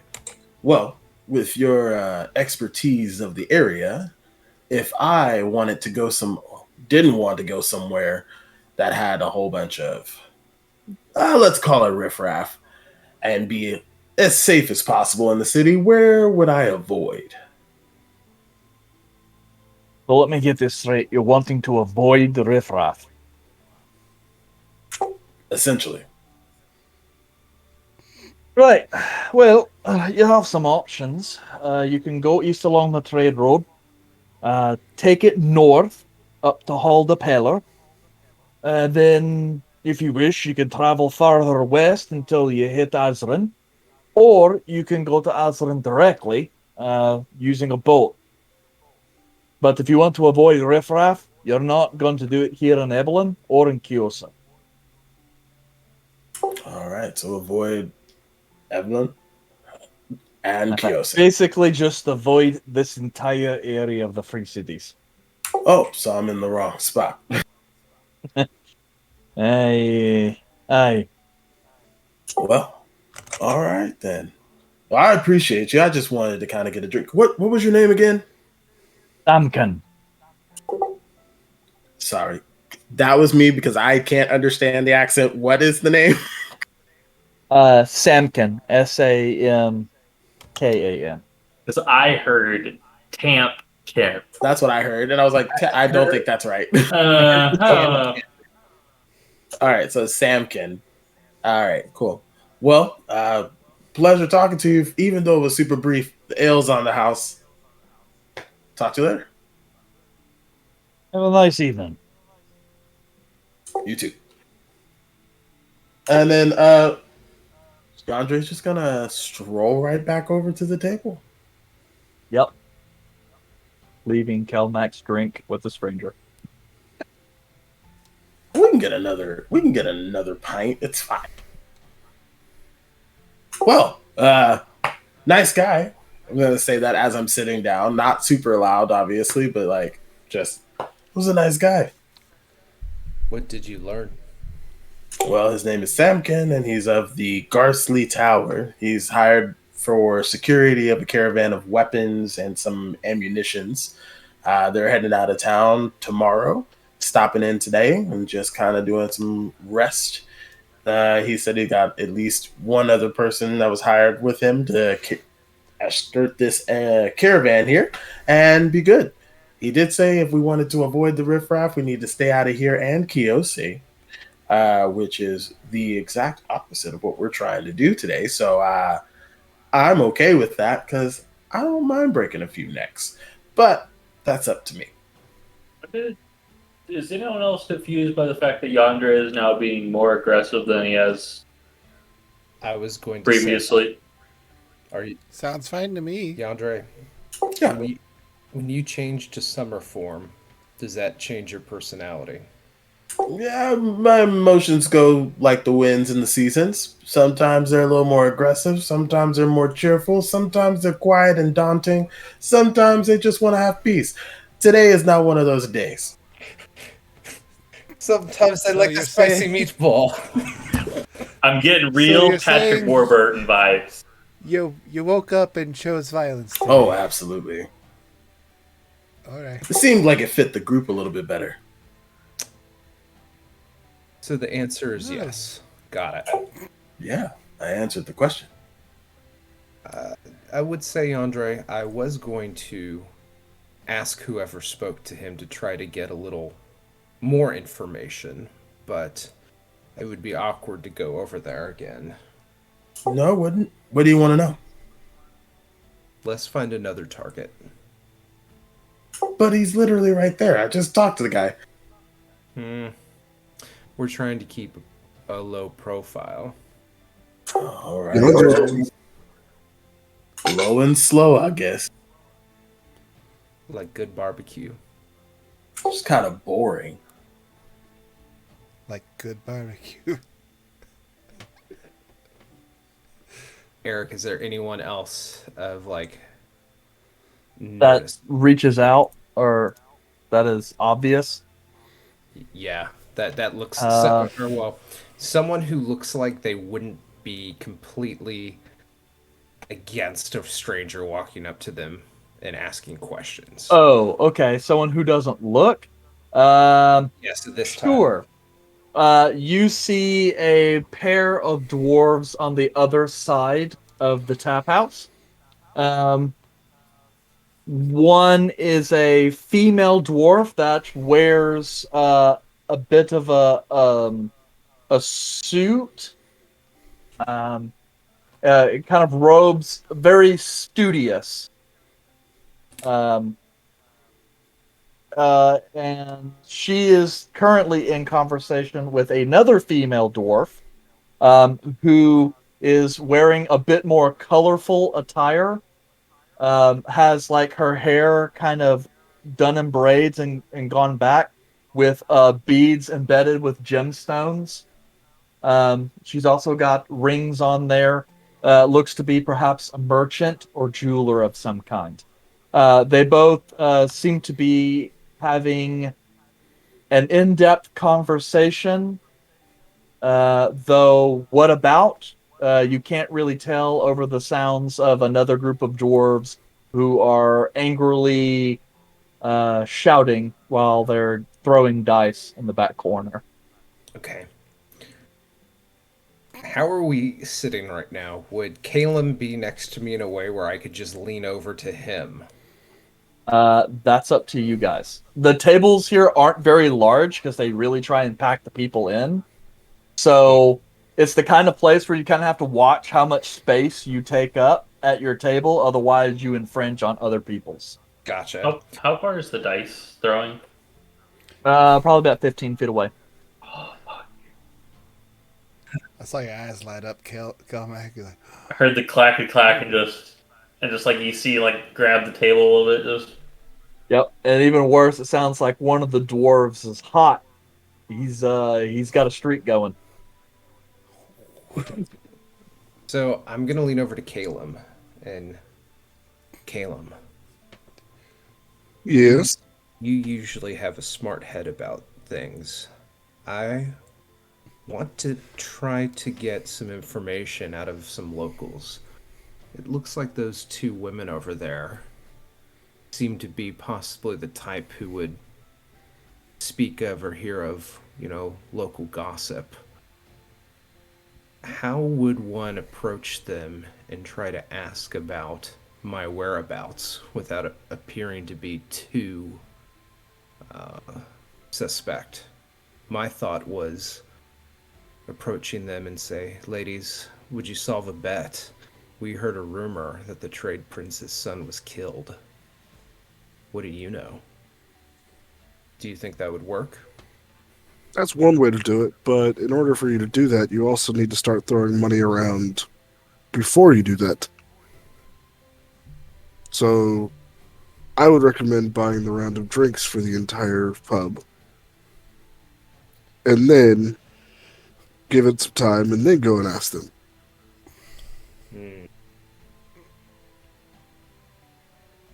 Does sound like a lot of money. Eric, how Yes. many people are here? In total, you quick count, maybe 12, Okay. not That's including not bad. yourself. That's not bad, because at first I thought you said something like 100 people or something like that. You could probably get 100 people in this room if it was standing room only. Gotcha. Caleb, I think that's a great plan. Waves over to the bartend. When Red does that, He ignores you. And probably. Calum is going to go to the dice table. Okay, so you're gonna wave down the bartender, Bullred? Yeah. Okay, the dwarven woman makes her way back, kind of takes a quick look around. You need any refills or another round? yes, please, please. I'm just gonna hold my shit out. Just You don't have a cup. You get need it. another cup. I took your cup. A refill for the table and a refill for the bar. Next round is on me. And I said that loud enough, as in, other people should hear that. Yeah, a couple people hear it and they go, "Oh!" Other people are like looking around, going like, "What?" Yeah, there's a general increase in laughter, Mhm. and she kind of looks over and goes, "Darling, that's an awfully big tab." It's okay. I promise I'm worth it. And she kind of looks you over. I mean, you are wearing Arthur's nice clothes. Well, She let me goes- ask, how much is it? I will pay in advance. She kind of looks over at the bar. At that round, 20 gold should cover it. Whips Just that kinda- shit out. Hands over and goes, "All right." And she goes, "I'll get everything passed out." She departs, comes back, fills you guys up, and then procedurally goes around filling up everyone's drinks. She comes back with another tankard and kind of fills it up and sets it out in front of you, Kelmac. But Caleb, you use the opportunity of liveliness and libation to kind of squeeze into the outskirts of this small gambling to do. Yeah. The dwarves here appear to be playing a dice game, similar to like poker, Okay. wherein they have six-sided dice. Each of them roll 3 to begin, and then they roll 1 additional die, adding to their total by each round, betting to see who gets the highest roll. Okay. It's a very simple game. I'm pretty sure they're all standing around, well, sitting around the table or standing. Kalen will come up and watch for a minute. I recognize this game. Do you mind if I go in? One of the dwarfs looks over to you. You got coin? Obviously. And he's kind of looking around. Some of the other dwarves are going, hey, fresh blood, fresh blood. Well, all right. Auntie's 5 gold. You got that, foreigner? Yeah. I'll put out 5 gold. All right. Very well. And he's kind of looking around going, Cor, get out. He's like, oh, no, and starts swearing in Dwarven. It's like, you're shite anyway, and you got no more money. The human's taking over. And you come in and goes, all right. 6 of us. Winner take all. You say you're familiar with the game. 3 dice are rolled. Bettings, until 6 dice. Whoever rolls highest wins. In the event there is a tie, you roll off and you do it again, just with the people that remain. So, all 5 dice or 3 dice or 1 dice. Well, starting with 3, we'll do another round. I'm talking about the roll off. It's essentially the people that tied stay around for another round, and everyone else is out, and then you just play another round until there is only eliminating losers until there's only 1 victor. Okay. All right. So, as we said, 5 gold ante.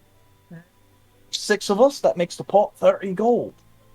Only rule is, you can't raise by more than 5 gold at a time, and that's just because we're not made of money here, you understand.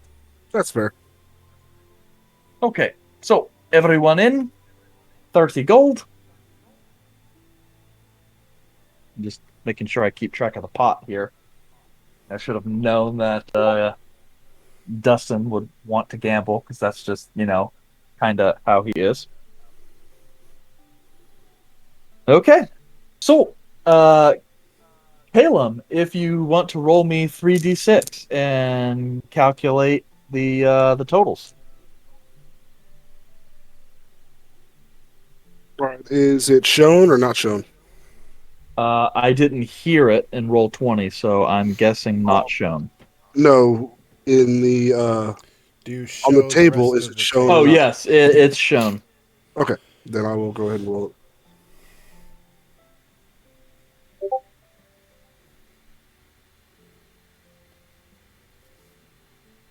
All right. I got 10. Ooh. Okay, you got 10. So you look around, the other numbers are 13, 11, 8, 10, and 6.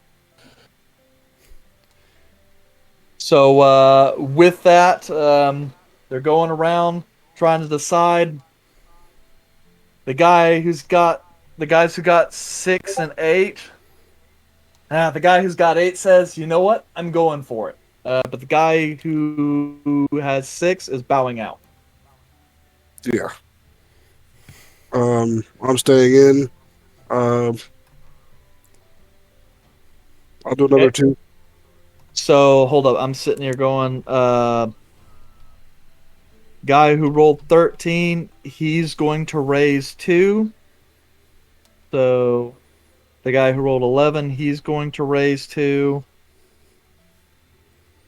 Let me see here. Now, the guy who rolled 8 is like, nah, fuck that then, I'm out. But the other 2 are going to call as well, so it's 2 to you, but you can re-raise if you want. How many people are left in? 4? 4 including you. Okay. Then I will stick with the -2. Okay, Or with the with 2 the 2 extra gold. Okay, so next round of rolls. You do 2d6 or 1d6? 1d6. And is that revealed? Yep. And it just gets added to the total. Okay. All right. What does the guy with 13 have? Okay. So the guy with 13 got a 3, so his total is now 16. The guy with an 11 rolled a 6, so his total's now 17. And the other guy with 10 got a 5, so he's now up to 15. And what'd you get? Yeah. Huh? If they bet, I'm out. Well, but what did you get? 13 total. 13 total. Oh, so you got a 3? Yeah. Okay. Let's see here. No one is going to raise at this time. I will stay in. Okay.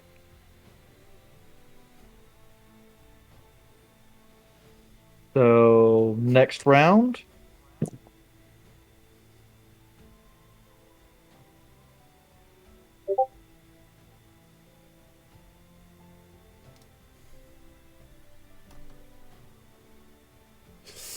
You suck, Caleb. What'd you get, Caleb? I lost. I got a 16 Oh. total. So you got another 3? Yeah. Okay. Which Yep. would be under the 17 guy from previous Yeah, roll. so the first guy got a 6, so he's now up to 22. Second guy got a 2, so he's up to 19. The other guy got a 6, and he's up at 21. See, I should have So- known doing rollies with Eric on a d6 because that's, Can get a natural 20 on this. yeah, I can't do that. Yeah, well, But I'm assuming that's why he did d6s instead of d20. no, I did D6s because that's the standard gambling die. I know. But yeah, so I lost that round. Yeah, and so you are going to bow out. Yeah. Okay. So they're going to go around for another. First guy's going to go up 5. Then second guy's going to call. They're all going to call just because it could all happen.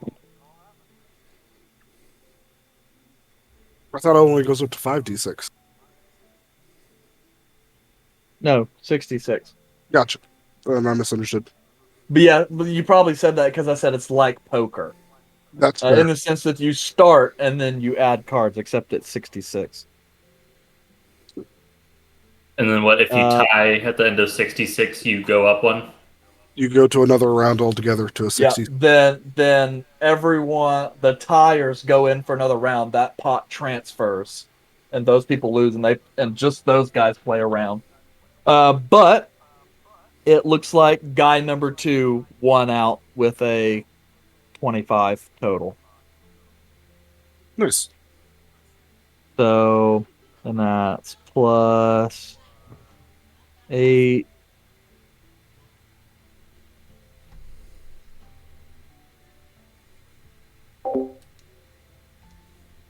And then plus 15. Yep. So guy number 2 won 53 gold Nice. on a 5 gold buy-in. He did pretty well. And in the raucous laugh, like, oh no, that's all a shite. Yep. And the dwarf guy's like, ha ha. Well, gents, I think it's time for me to cash out. I'm doing way too well this evening. You got another round, didn't you, don't you? No, unfortunately, if my wife finds out that I got this much money and then lost it all, she wouldn't be my wife for very long. That's fair. Have a good night, my good sir. All right. Good luck. So, this continues on, and it looks like realistically, Caleb, you're really only out 7 gold. Yeah, and I'll keep playing. Mainly because I want to stay around the table where Volred is going to go talk to the 2 people. Okay. Volred, you pass over to the dwarven ladies who are just taking quick breaks to have to pause their conversation from the raucous laughter over at the gambling table. But yeah, so how did you want to approach them? Which,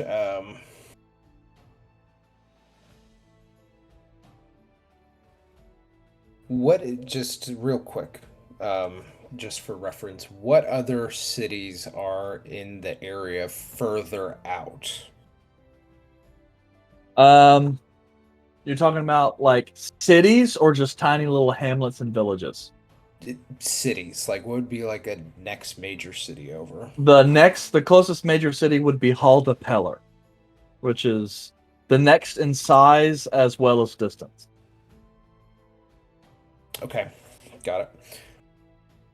So I approach the ladies and walk up and just kind of interject. Excuse me, I'm sorry to interrupt. May I ask you all a question? The dwarven ladies kind of stop, look over to you. The merchant type kind of leans back a little bit, puts one arm up on the shoulder, just kind of appraising you, whilst the other one in robes, and she's got kind of like ink-stained fingers, kind of looks over. Yeah, yes, I suppose. Yeah, How can we help you? I'm very sorry. We're traveling through the area, and before we left Ariellen, we were talking to some people in a tavern quite like this one, mentioning where we were going, and one of the men mentioned a rumor he heard about Kiosa, and well, I wanted to know if it was true. It was the trade prince's son, Darelove. It's a rumor that he killed himself. Oh, um, well, I don't know for certain that he killed himself, but from what I understand, he has been absent from social functions for quite some time. Um, well, I'm not really native to this area myself. I've mostly just taken a job here as a scribe in order to make note of some of the trade that is happening here. Also, Corey, and she kind of gestures over to the dwarf woman across her. She's a merchant and all kinds of ores and metals, and well, we're just here helping out with the trade. But yes, from what I've heard, that some ill befell the local lord's son. Supposedly, it was rumored to be some sort of revenge killing, or politics. From what I understand, the trade prince isn't well liked by many of his subjects, and honestly, it was better rumors. And then kind of looks around. I guess it's an unstable place. What sort of rumors? She kind of regards you, kind of glancing. I'm sorry. I'm just talking after things, and honestly, the place is relatively fine as long as you watch out for yourself. So I don't want to bias you with any opinions, especially those that have heard third hand from other people of other people. So hopefully your journey to Kiyosei is fine, and you accomplish what you need to. Thank you. I'm sorry to bother. I love drama. My mom always said I loved the drama too much, and that I really should avoid that because nothing good comes with drama. If you drink too much from the drama cup, you'll drown. I should listen to my mom more. Anyways, thank you. Well, Pleasure. And I walk away. I mean, I think I give him like a solid B- on the momisms. It could be better. Wow, Volred. Wow. Hey, look, when given the opportunity to make fun of Arthur, well, not make fun, like kind of, Satire. yeah. You got to take the mom moments. You're muted. You're muted.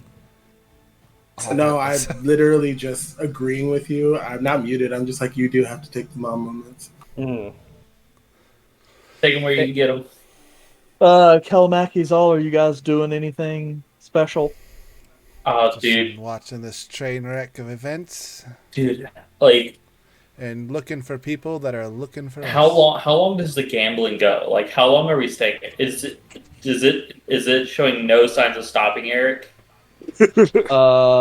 No signs of stopping. Dude, after like an hour, what time is it? This point, You said it was like evening. It's evening, so you'd guess 9. Dude, just to throw like an analog out there. 10:30, like I'm out. Like, dude, I'm like all of a sudden just like up, like chair back, and just like just out. Just leave the building. Yeah, just like in a rush. Yep. Sounds like Yandere got to him. All that Fey bargain shit. What's got his tail in the twist? It's got that cat scratch fever.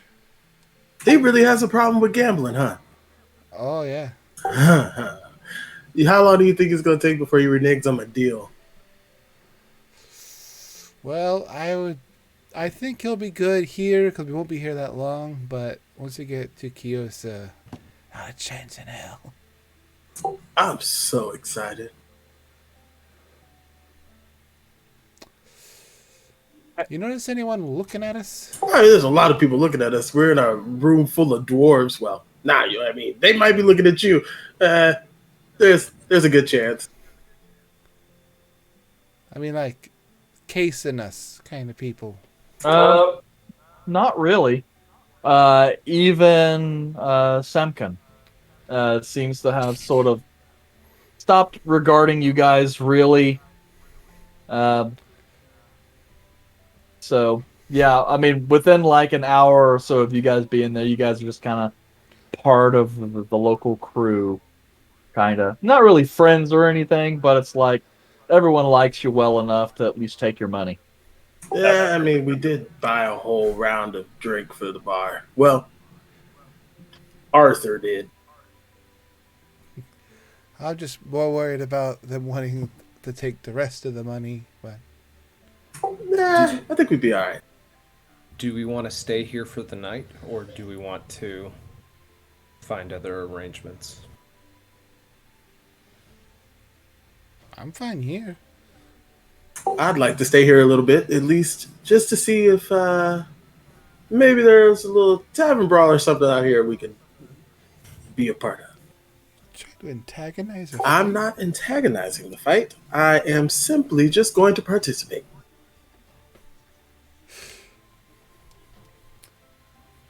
If it happens. In the rest of the time, does Caleb lose or gain any more money, or is the 7 gold the equivalent of him gambling for a while? Let's see here. Make me an insight, a deception, and an intimidation check. And if you are proficient with gaming dice, you can add proficiency to that if you don't already have it.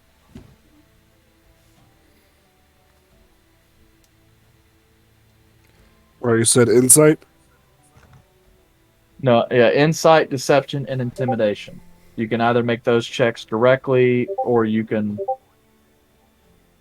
Okay, so I heard it. Insight, deception, and then intimidation? Yep.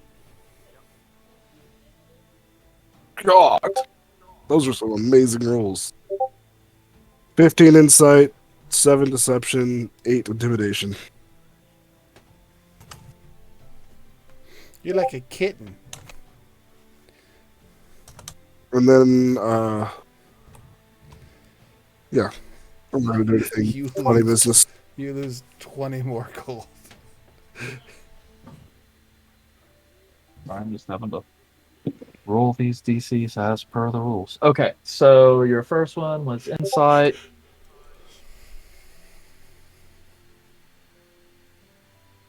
And then that one.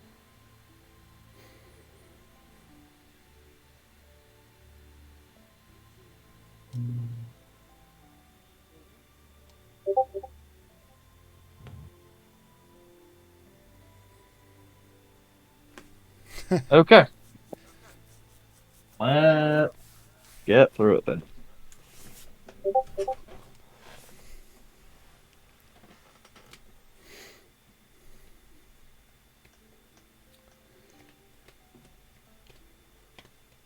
Okay. Calum, you lose another 65 gold as you proceed to lose just about every game you play over the next couple hours. Ouch.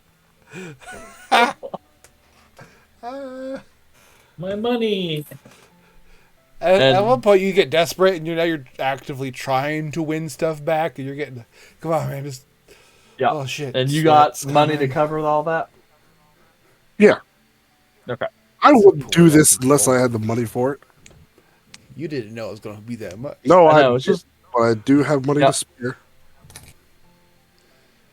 So I was like, wow, I've never seen someone lose 13 hands in a row. You fucking suck. Well, that's what happens when you roll shit. yeah. You probably shouldn't double down every time. If I had known it was going to be that bad, I wouldn't have continued going. But, Well, gamblers never do. well, no, like, I wouldn't have stayed for the whole 65. But, That last pot, they got you. They convinced you. yeah, shit happens. Yeah. What I need to do is just like build like a little slot machine thing so that like if Caleb's like, I want to gamble, I can just be like, okay, click, and it'll like spit stuff out and he can just decide as long as he wants to keep going. But okay. Anything else you guys want to accomplish? Were you guys gonna stay here or try and find someplace else? Here. Okay. So, I'll look for a sleeping space. yep. You go and call over the innkeeper. Barkeep? Yeah, the innkeep slash barkeep, the person who owns the place. And ask for stay. She agrees to let you guys have a place near the hearth if you guys just want to sleep on the floor. Then that's an option, and that'll just be 1 silver apiece. She says she does have a back storage room that also has a hearth. It's a bit more private, and there are some actual cots back there that she occasionally dumps like drunkards in. So it would be more comfortable, and that would cost you 5 silver for the night. I'm good. 5 silver it Yeah. is. Excuse me, ma'am. What's your name? The name's Fury. Furry. Nice. The lovely name. Aye. I will. Though I'm going to tip. generally speaking, though, considering the name, most people around here pronounce it Fury. Though Oh. with an I instead of a Y. You understand. when you translate stuff to common, sometimes the pronunciation doesn't really work out and ends up being something a little different. Well, thanks for the room. We'll give the 5 silver. I'm gonna tip her 2 gold. Thanks for putting up for all of us. Well, as long as you manage to share some gold with the usuals, then that's more they'll have to spend here. And she just kind of like looking over and gives Caleb a little bit of a wink. He's still sweating. My money. I'll go get Kelmac while you guys settle up. I'll go wander around town looking for a jonesing Leonin tabaxi person. Okay. Is Kelmac doing anything special, or is he just walking? And there's not a whole lot open at this time of night, so. Yeah. But just in like a wide enough alley, if there's like a box that sits about like waist level, he's using that as a table and just like has dice. And he's like rolling, grabbing, rolling, and just like until he can get like a good high number, and just like you're playing the game, but with yourself. Yeah. Sad. Yes, he's all. Kelmac. Kelmac. I'm just gonna turn around You and ready like to go to sleep? Kelmac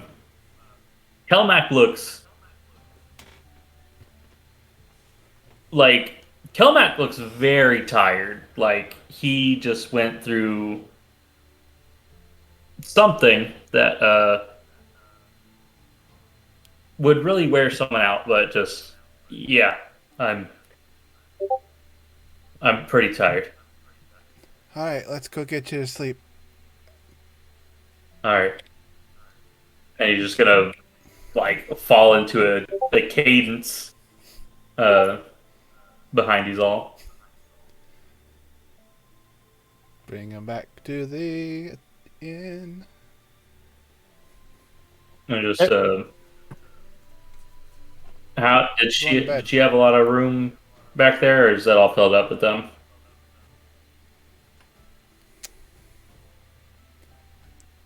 I think you should sleep in the storage room with us. Okay. And I'm just gonna like take up as little room as possible since I think I'm the largest one. Certainly not me.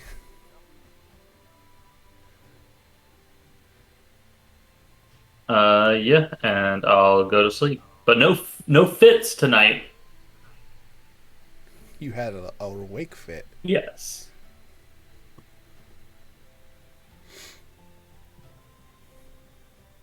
That's it for us. Yes. Sleepy time.